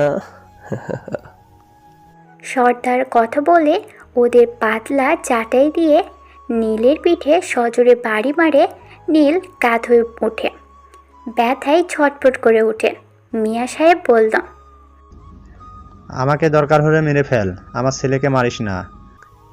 তাহলে তুই রাজি হয়ে যা, আজকের রাতটুকু ভেবে। সর্দার ওদের আঁকড়ে চলে গিয়েছিল। মিয়া সাহেব কৌশলে নিলয়কে পালিয়ে যেতে সাহায্য করে। নিলয় পালিয়ে যায়। পরের দিন সর্দার নিলয়কে না দেখে মিয়া সাহেবকে মারধর করে আর রাজি করানোর চেষ্টা করে, কিন্তু কোনো কিছুতে রাজি হয় না। খাওয়া দাওয়া বন্ধ করে দেয়। গ্রামের লোকদের দিয়ে সর্দার কাজ চালাতো। মেয়ে ছেলেদের লোভ দেখিয়ে কাজের কথা বলে নিয়ে আসতো। 3 দিন পর মিয়া সাহেব পুরো কাহিল হয়ে গিয়েছিল। সর্দার ভেবেছিল রাজি হয়ে যাবে, কিন্তু রাজি হয় না। পরের দিন মিয়া সাহেব মারা যায়। নিলয় পালিয়েছিল, তাই ঘটনাটা অন্যদিকে নেওয়ার আগেই বদলে ফেলে সব প্ল্যান। আজমল সাহেব বক্তব্য দিতে লাগলেন। বক্তব্য শুনেই সবাই অনেক খুশি। আজমল সাহেব বলল, অঙ্কিতা অবাক হয়ে, আপনি ওখানে পৌঁছালেন কি করে? আর এসবের পিছনে কার হাত ছিল? আপনি মিথ্যে বলছেন, সত্যি করে বলুন, মিয়া সাহেবকে মারার পিছনে কার হাত রয়েছে? মিয়া সাহেবের বন্ধু আদির। অঙ্কিতা হা হয়ে গেল। আদি? পলাশ বলতে লাগলো, আদিল ডাকাত দলের লিডার ছিল। রাতারাতি কোটিপতি হওয়ার জন্য এই পথ অবলম্বন করে। আদিল মিয়া সাহেবের সরল মনটা নিয়ে খেলা করে। গ্রামের যত লোক জিম্মি হয়েছিল আদিল করেছিল সবাইকে জিম্মি। টাকা ও লুটপাট করত। মিয়া সাহেব গ্রামের সবাইকে বারণ করে দিয়েছিল বাইরে কাজে কাউকে না যেতে। এতে আদিলে সমস্যার মুখে পড়ে। ও কৌশলে গ্রামের কয়েকজন যুবককে লোভ দেখিয়ে নিয়ে যেয়ে ওদের কাজে লাগায়। ওরাই ডাকাত দলের সাথে যোগ হয়ে কাজ করে। তারপর শুরু করে প্রচার। মিয়া সাহেব আদিল কর্মকাণ্ড জেনে যায়, তাই আমার কাছে এসে সবকিছু বলে। আমি আদিলকে ফোন করে সব জানালে আদিল আমাকে টাকার অফার করে। আমি লোভে পড়ে মিয়া সাহেব আর নিলয়কে কিডন্যাপ করিয়ে ফেলি। নিলয় পালিয়ে এসে শুনে আমি কেসটা অন্যদিকে ঘুরিয়ে দিই। সেদিন আদিল মিয়া সাহেবের সামনে দাঁড়িয়ে, তুই আমার বন্ধু, তোকে সুন্দর একটা অফার করলাম, তুই শুনলি না। আমাকে ফাঁসানোর জন্য পুলিশের কাছে গেলি। আরে ওরা আমার টাকায় কেনা। আমার ভাবতে ঘৃণা লাগছে, তুই আমার বন্ধু। আমার ছেলেকে পাঠিয়েছি, সারা গ্রামের মানুষকে বলে দিবে, মিডিয়াকে বলে দিবে, আমাকে এখান থেকে নিয়ে যাবে। আদি হেসে ওঠে, তুই বেঁচে থাকলে তো নিয়ে যাবে, আর তোর বউ ছেলে কেউ বাঁচবে না। গ্রামের লোকেরা মেরে ফেলবে ওদের। আদি মিয়া সাহেবকে মেরে ফেলে। পরের দিন আমি মিডিয়া ডেকে আর ওই লোকগুলোকে সাজিয়ে কেস অন্যদিকে নিয়ে যাই। সবাই জানে মিয়া সাহেব ডাকাত, সব কাজ তার ছিল। অঙ্কিতা পলাশকে কিছু বলতে যাবে, তখন সব লাইট অফ হয়ে যায়। অঙ্কিতা পুরো অবাক হয়ে যায়। অঙ্কিতা মনে মনে বলছে, টাইগার আসেনি তো? অঙ্কিতা পলাশকে বলল, আপনি টেবিলের তলে ঢুকে পড়ুন, আমি দেখছি। অঙ্কিতা ফোনের ফ্ল্যাশ চালিয়ে বের হলো। কয়েকটা গাড়ি কলেজ দিয়ে বের হয়ে চলে গেল মুহূর্তের ভিতরই। 5 মিনিট পর আলো জ্বলে উঠল। অঙ্কিতা নিচে এসে পুরো থ হয়ে গেল। সবাই হাঁ হয়ে গেল। স্টেজে কেউই নেই। আকবর দৌড়ে এসে, ম্যাডাম, সবাই কিডন্যাপ হয়ে গেছে।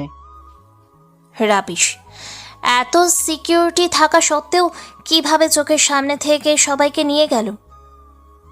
ম্যাডাম, আমাদের লোকের সাথে ওদের লোক ছিল, বুঝতে পারিনি।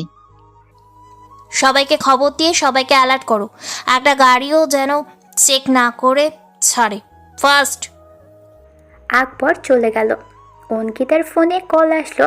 কলটা রিসিভ করতেই ওপাশ থেকে, ম্যাডাম, আপনি অনেক বড় চালাক। আমার প্ল্যান নষ্ট করে দিলেন, তাই বাধ্য হয়ে প্ল্যান বি ব্যবহার করলাম।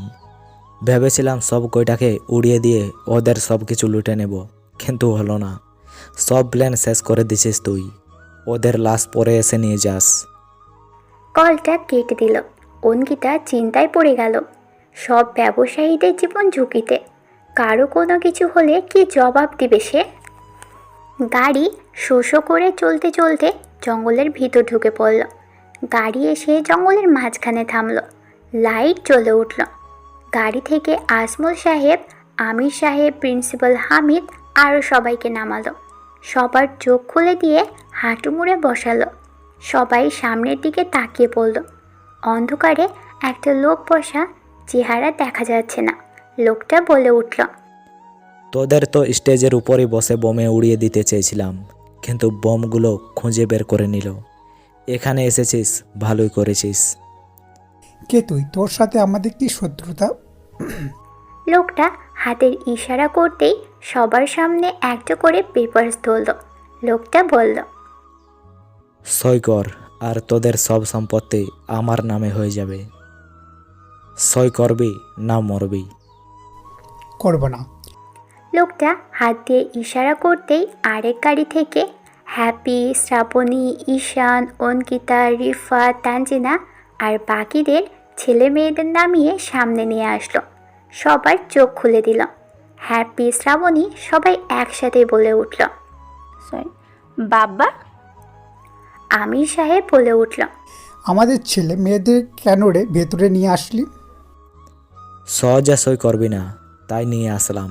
তোদের মেরে, তোদের ছেলে মেয়েদের মেরে সব প্রপার্টি আমার করে নিব। টাইগার আমার সব ধ্বংস করে দিয়েছে, আজ তোরা হবি ধ্বংস। সই কর, না হলে তোদের ছেলে মেয়েদের একসাথে গুলি করে মারব। তানজিনা জোরেই হেসে উঠল। তানজিনার হাসি দেখে সবাই অবাক হয়ে গেল। অন্ধকারে বসা লোকটা বলল, মৃত্যুর কথা শুনে ওর হাসি পেয়েছে। তোর মৃত্যু দেখে আমার হাসি পেয়েছে। টাইগার তোকে ছাড়বে না, তোকে শেষ করে ফেলবে। কতক্ষণ অন্ধকারে থাকবি? তানজিনার কথায় হ্যাপি, শ্রাবণী হা হয়ে গেল। অন্ধকারে থাকা লোকটা আলো এসে রেগে, দেখ আমাকে ভালো করে দেখে নে মরার আগে। আমি কে? আরে আমি আমার স্বার্থের জন্য আমার নিজের বন্ধুকে মেরে ফেলেছি, আর তোরা তো এই সব সাম্রাজ্য আমার। আমি কন্ট্রোল করব, সব শেষ করে ফেলবো টাইগারকে। সবাই লোকটাকে দেখে পুরোই থ হয়ে গেল। আমির সাহেব বলে উঠল, আদনান তুই? আদনান চৌধুরী জোরে হেসে ওঠে, হ্যাঁ আমি। আমার সব প্ল্যান ঠিক মতোই চলতেছিল, কিন্তু মাঝখান দিয়ে এই টাইগার এসে আমার সব ধ্বংস করে দিয়েছে। মির্জাকে যদি টাইগার মেরে না ফেলতো তাহলে তোদের পুরো ব্যবসা আমার করে নিতাম, কিন্তু মির্জা মরে গেছে। মির্জা তোরই লোক ছিল তাহলে? আগে জানতাম তোকে আর মির্জাকে একসাথে শেষ করে দিতাম। আদনান চৌধুরী অট্ট হাসিতে হেসে উঠল, তোদের তো আজই শেষ দিন। তোদের সব কিছু দিয়ে রাজত্ব করব আমি। আজ যদি টাইগার এখানে আসে তাহলে ওর শেষ দিন। টাইগার আসবে, ও না এসে পারবে? ওর কলিজার মানুষটা যে এখানে, ওর ওই সামনে থেকে ওর কলিজার মানুষটাকে তুলে নিয়ে এসেছিস, ও না এসে পারে? হ্যাপি, ঈশান, শ্রাবণী সবাই তানজিনার দিকে অবাক হয়ে চেয়ে পড়ল। শ্রাবণী বলল, তুই টাইগারকে চিনিস? হ্যাঁ চিনি, আমি ওকে নিজ চোখে দেখেছি। সবাই হা হয়ে গেল। আদনান চৌধুরী তানজিনার সামনে দাঁড়িয়ে, মামনি তাহলে বলে দাও টাইগারকে। ওরে এত তাড়া কেন? আসতে দে, দেখতে পাবি। আদনান চৌধুরী তানজিনার চুলের মুঠি ধরে, বল কে টাইগার, কি নাম ওর বল। তানজিনা হাসল। একজন বলল, একদম নড়ার চেষ্টা করবে না কেউ, তাহলে গুলি করে দেব সবাইকে। আদনান চৌধুরী পিছনে তাকিয়ে অবাক হয়ে গেল। এদিকে অঙ্কিতা সব জায়গায় খোঁজ নিয়েও জানতে পারল না ওরা কোথায়। অঙ্কিতা চিন্তার ভিতর পড়ে গেল। মিডিয়ার লোক নিউজ করছে। সোহেল বলল, কলেজের অনুষ্ঠান থেকে সমস্ত ব্যবসায়ী ও তাদের ছেলে মেয়েদের কিডন্যাপ করা হয়েছে। প্রশাসনের এত লোক থাকতেও তাদের চোখে ধুলো দিয়ে নিয়ে চলে গেল। কেউ কিছুই ধরতে পারলো না। কি হবে তাদের? তারা মারা গেলে কি নিবে দায়ভার তাদের? প্রশ্ন থাকলো আপনাদের কাছে। অনেক অনেক কিছু বলতে লাগলো। আকবর এসে, ম্যাডাম কোথায়ও কোনো খোঁজ পেলাম না। আমাদের ডিপার্টমেন্টে বদনাম হয়ে যাবে। ওদের কিছু হয়ে গেলে কোনো কিছুই করা থাকবে না। ম্যাডাম আমাদের এখন অপেক্ষা করা ছাড়া কিছুই করার নেই। দেখি টাইগার কি করে।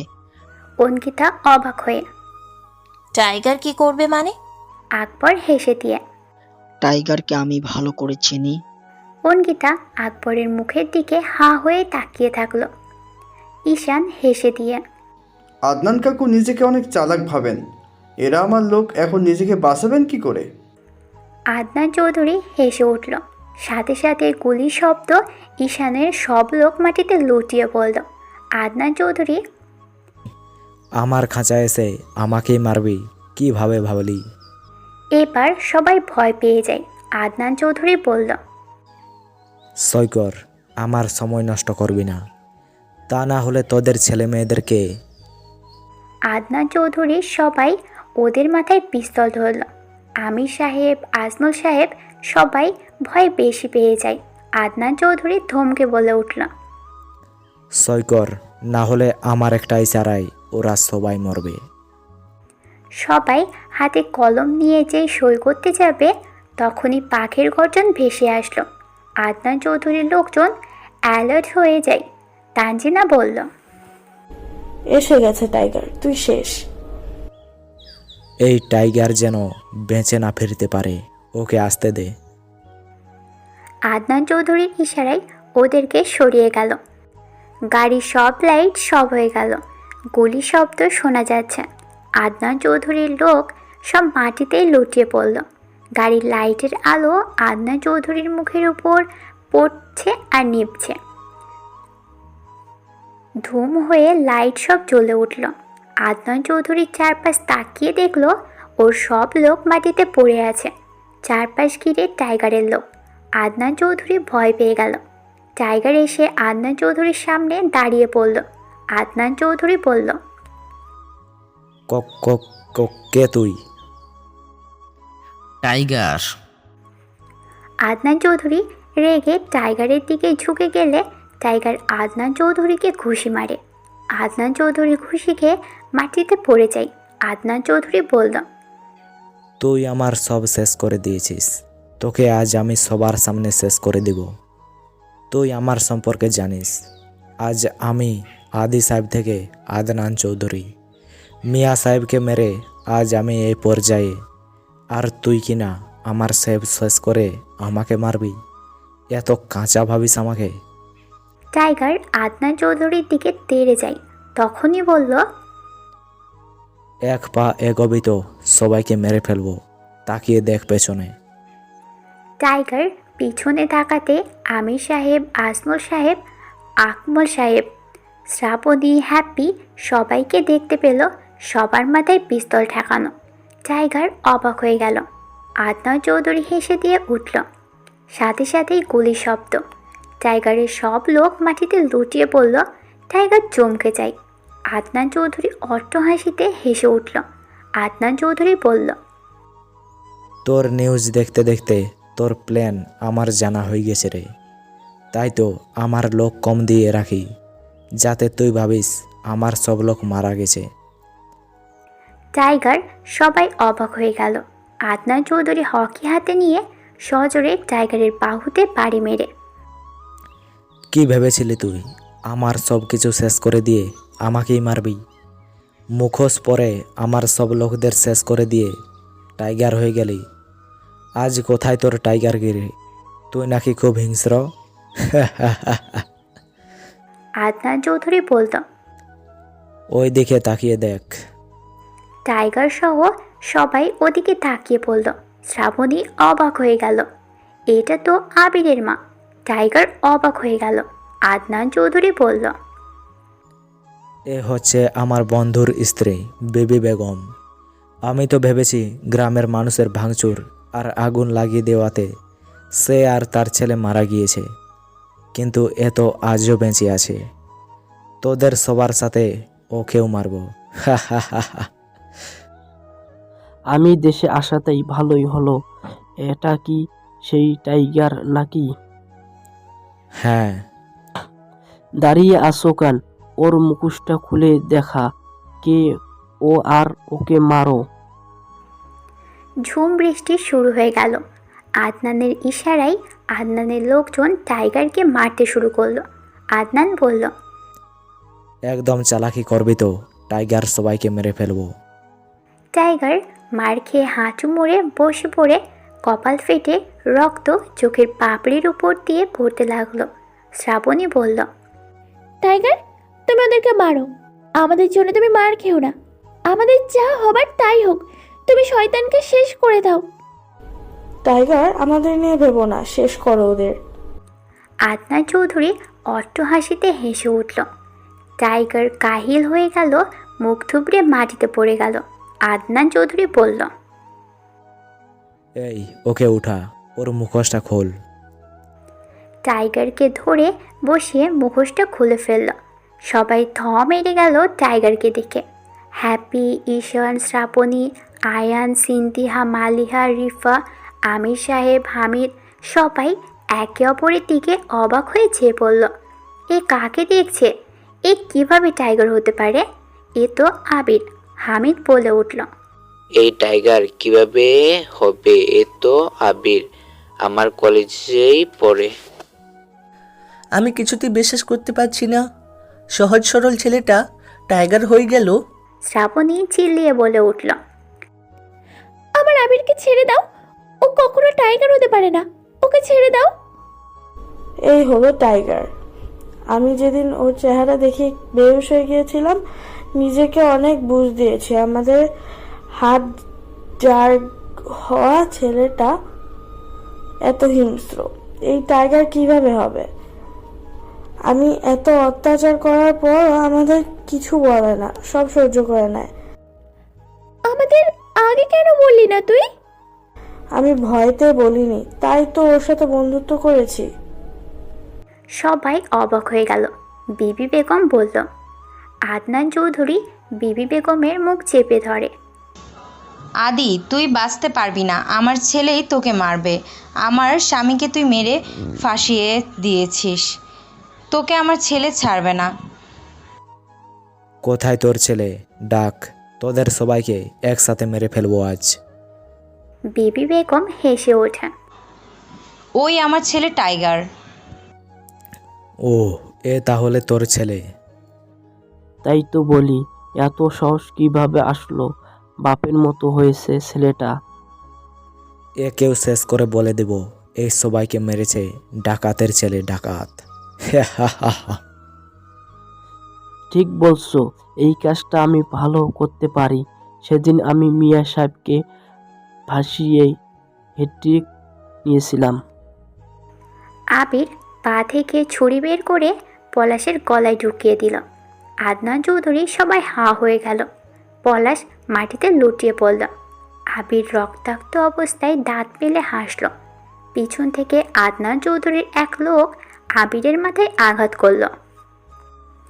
আবির ছিটকে মাটিতে থুবড়ে পড়ল। শ্রাবণী কেঁদে ওঠে। আবির! শ্রাবণীর সব বন্ধুরা কেঁদে দিল আবিরের এই অবস্থা দেখে। আদনান চৌধুরী অট্ট হাসিতে হেসে উঠল। বিবি বেগম বলল, নীল, দেখ তোর ছেলেকে কিভাবে মারবো, তোরই চোখের সামনে তোর ছেলেকে মারবো। কে বাঁচাবে আজ তোদের? এই শেষ করে দে ওকে, তারপর এই সবাইকে মেরে ফেল। মৃত্যুর যন্ত্রণা বুঝবে আমার সাথে লাগার ফল। কয়েকজন আবিরের উপর বন্দুক তাক করে ধরল। শ্রাবণী চিল্লিয়ে, ওকে মেরো না তোমরা, ওকে ছেড়ে দাও, ওকে মেরো না। লোকগুলো টিগারে চাপ দিবে তখনই সবাই ছিটকে দূরে যেয়ে পড়ল। গুলি শব্দে ভরে গেল। সবাই থ হয়ে গেল। বিবি বেগম হেসে উঠল জোরে। আদনান চৌধুরী অবাক হয়ে গেল। ওর লোক একটাও বেঁচে নেই। সবার চোখ ওই দিকেই গেল। একটা মেয়ে গুলি চালাতে চালাতে এগিয়ে আসছে। সবাই অবাক হয়ে চেয়েছিল। মেয়েটা বন্দুক হাতে নিয়ে দাঁড়িয়ে। আমার নীলকে মারবি তুই? আমার নীলকে? এত বড় কলিজা! গুলি চালিয়ে দিল আদনান চৌধুরীর হাতে। আদনান চৌধুরী ঝুঁকে পড়ল। শ্রাবণী অবাক হয়ে, নীলা তুমি? নীলা হেসে দিয়ে, হ্যাঁ আমি। আবির চোখ মেলে নীলাকে দেখে মুচকি হাসল। শ্রাবণী বলল, তুমি কিভাবে? টাইগার, তোমার আবির আমাকে ট্রেনিং দিয়েছে, আজ সেই ট্রেনিং কাজে লাগিয়েছি গ্রামকে সুরক্ষিত রাখার জন্য। তাহলে সেদিন মাতব্বরকে আমি মেরেছিলাম, তোমার উপর বদনজর দিয়েছিল বলে। পুরো হাঁ হয়ে গেল সবাই। নীলা যেয়ে আবিরকে তুলে, বলেছিলাম একদিন আমাকে কাজে লাগবে। বিবি বেগম আদনান চৌধুরীকে বলল, কি ভেবেছিলি তোকে কেউ ধরতে পারবে না, মারতে পারবে না? আগে তোর সাম্রাজ্য শেষ করিয়েছি যাতে তুই ভেঙে পড়িস। তোকে তিলে তিলে মারতে চেয়েছিলাম, আজ তোর জন্যই সেই দিনটা তুই মরবি। আদনান চৌধুরী ভয়তে কাঁপতে থাকলো বিবি বেগমের পায়ের কাছে পড়ে। ভাবি, আমার ভুল হয়ে গেছে, আমাকে মারবেন না, আমি ভুল করেছি। বিবি বেগম সরে গেল। আবির আদনান চৌধুরীকে তুলে মারতে শুরু করলো আর বলতে লাগলো, আমার বাবা তোকে বিশ্বাস করে তোর উপকারের জন্য কত কি করলো, আর তুই সেই বিশ্বাস নিয়ে খেললি। নীলা আদনান চৌধুরীকে ধরে নিয়ে চেয়ারে বসালো। রিপোর্টার সোহেলকে এনে চোখের বাঁধন খুলে দিয়ে নীলা বলল, তোমার না প্রমোশনের দরকার? তাহলে আজকে তুমি আরও বেশি প্রমোশন পাবে। জায়গাটার নাম লুকিয়ে লাইভ করো। সোহেল আদনান চৌধুরীকে দেখে অবাক হয়ে গেল। নীলা এক ধমক দিল। সোহেল ভয়েতে ভিডিও চালু করলো। নীলা আদনান চৌধুরীকে বলল, মিয়া সাহেবের নামে যে মিথ্যে কথা বলেছিলি তার সব সত্যি স্বীকার কর, তোকে ছেড়ে দেব। আদনান চৌধুরী বলতে লাগলো, মিয়া সাহেব কোনো ডাকাত ছিলেন না। আমি অর্থের লোভে পড়ে ডাকাতের কাজ করাই, তারপর পাচার। আস্তে আস্তে আমার ব্যবসা বড় হতে লাগলো। ডাকাতের হাতে গ্রামের লোক বন্দী হচ্ছে দেখে মিয়া সাহেব সবাইকে নিষেধ করে দিল বাইরে কাজে না যেতে। 1 মাসের ভেতর আমার উপর চাপ আসলো লোক না দিতে পারাই। তাই গ্রামে ঢুকে আমি লোভ দেখিয়ে গ্রামের কিছু মানুষকে আমার সাথে কাজে নিই। ওরা আমার হয়ে কাজ শুরু করে। ছেলে মেয়ে সবাই লোভ দেখিয়ে নিয়ে যেত। মিয়া সাহেব সব জানতে পেরে পুলিশের কাছে বলে দেয়। অফিসার পলাশ আমাকে সব কিছু জানালে আমি তাকে টাকা দিয়ে মিয়া সাহেবকে কিডন্যাপ করিয়ে নিই। মিয়া সাহেবকে অনেকবার বলেছি টাকা দিব কোটি কোটি, আমাকে মানুষ দিতে হবে। সে রাজি হয় না। তার ছেলেকে নীলকে সে পালিয়ে যেতে সাহায্য করে। গ্রামের সবাই জানার আগেই মিয়া সাহেবকে মেরে ডাকাতের লিডার বানিয়ে দিলাম। প্রচার হলো পুলিশের গুলিতে ডাকাতের লিডার মারা গেছে। আমি আদি থেকে আজ আদনান চৌধুরীতে পরিণত হয়েছি, বিশিষ্ট ব্যবসায়ী হয়েছি। তারপর প্ল্যান করলাম বাসের ভাড়া কমিয়ে যাত্রী নিয়ে ওদেরকে জিম্মি করে সব কিছু কেড়ে নিয়ে পাচার করব। কেউ কিছুই বলতে পারবে না। আমার ব্যবসায়ের জন্য এই শহরটা ভালো ছিল, কিন্তু এই টাইগার এসে সব শেষ করে দিল। আদনান চৌধুরীর কথা শেষ হতে না হতে আদনান চৌধুরীর মাথার ভিতর দিয়ে গুলি চলে গেল।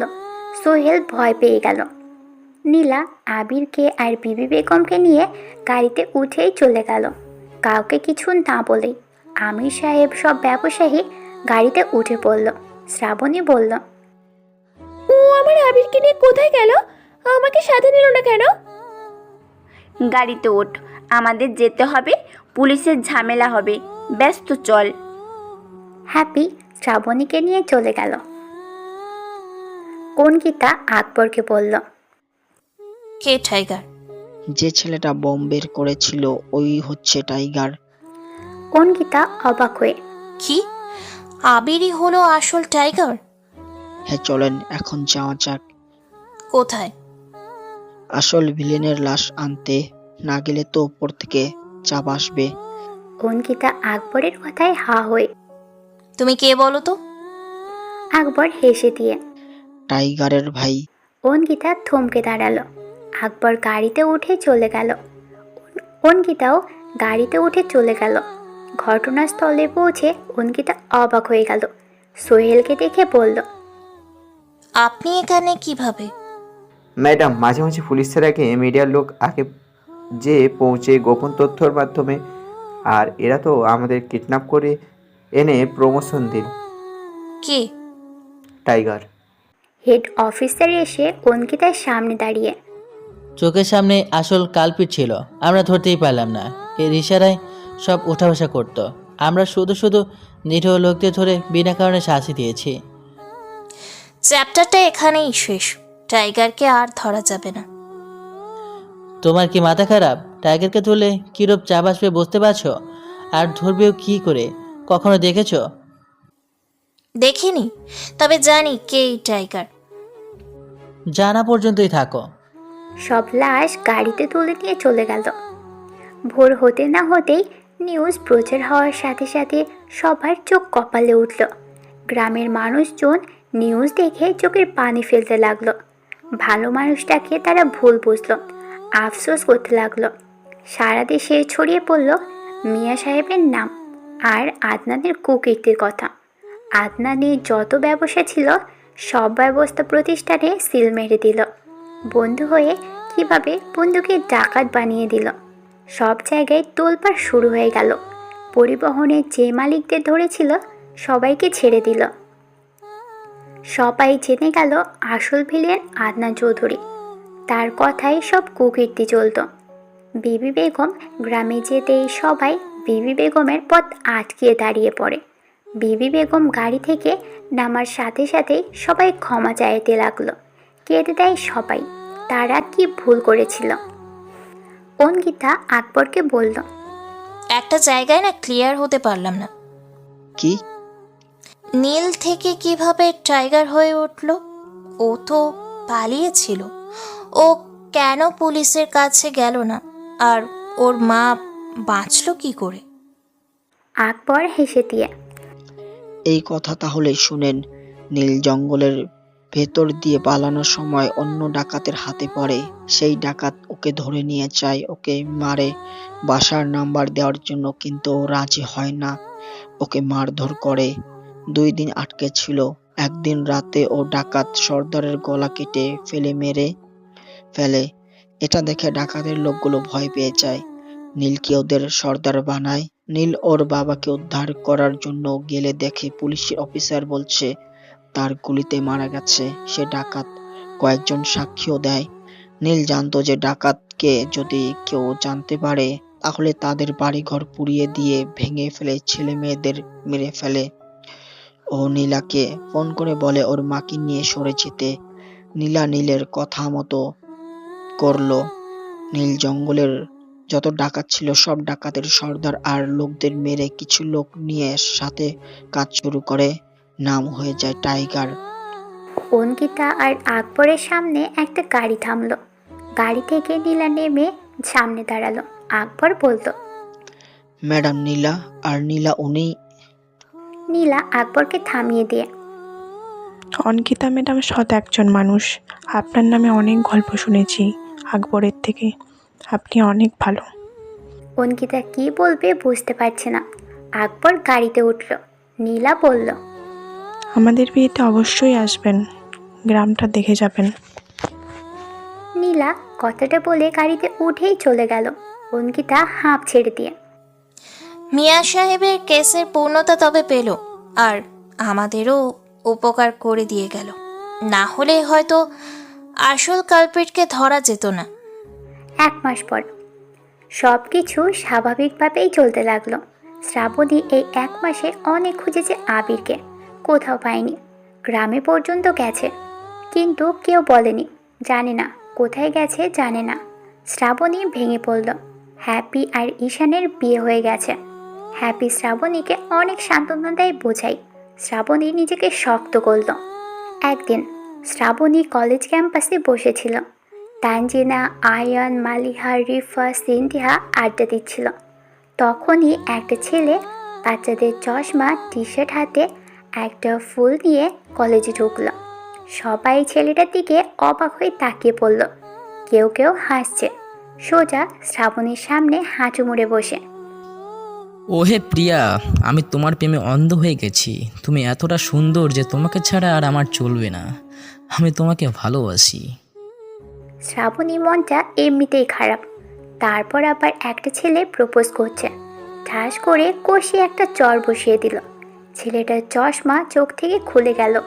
শ্রাবণী ছেলেটার দিকে তাকিয়ে হাঁ হয়ে গেল। সিন্ধিয়া, তানজিনা, আয়ান, মালিহা, রিফা সবাই দাঁড়িয়ে অবাক হয়ে গেল। ছেলেটা বলল, আজকেও চর খেতে হলো, হায় রে কপাল আমার। শ্রাবণী ছেলেটাকে জড়িয়ে ধরল। ওরা সবাই হাসছে। ছেলেটা আর কেউ না, আবির। আবির জড়িয়ে ধরে, কোথায় ছিলে এতদিন? হাসপাতালের বেডে খুঁজছো নাকি? কত খুঁজছি, তোমার গ্রামেও গেছি, কেউ বলতে পারে না। তুমি তো আর স্বপ্নে পড়ে যাওনি। ওই নীলার বাচ্চাটা তোমার থেকে আমাকে দূরে রেখেছে, ওকে আমি ছাড়বো না। আরে এভাবে বলো না বড় আপু। শ্রাবণী অভিমান সুরে বলল, তাহলে বললো যে নীলা আমার? সে তো ছোট থেকে বলে আসছে, আসলে সে হচ্ছে আকবরের ভাই। শ্রাবণী অবাক হয়ে, অফিসার আকবর ভাইয়ের? হ্যাঁ। তোমাকে পেয়েছি আর হারাতে দিব না।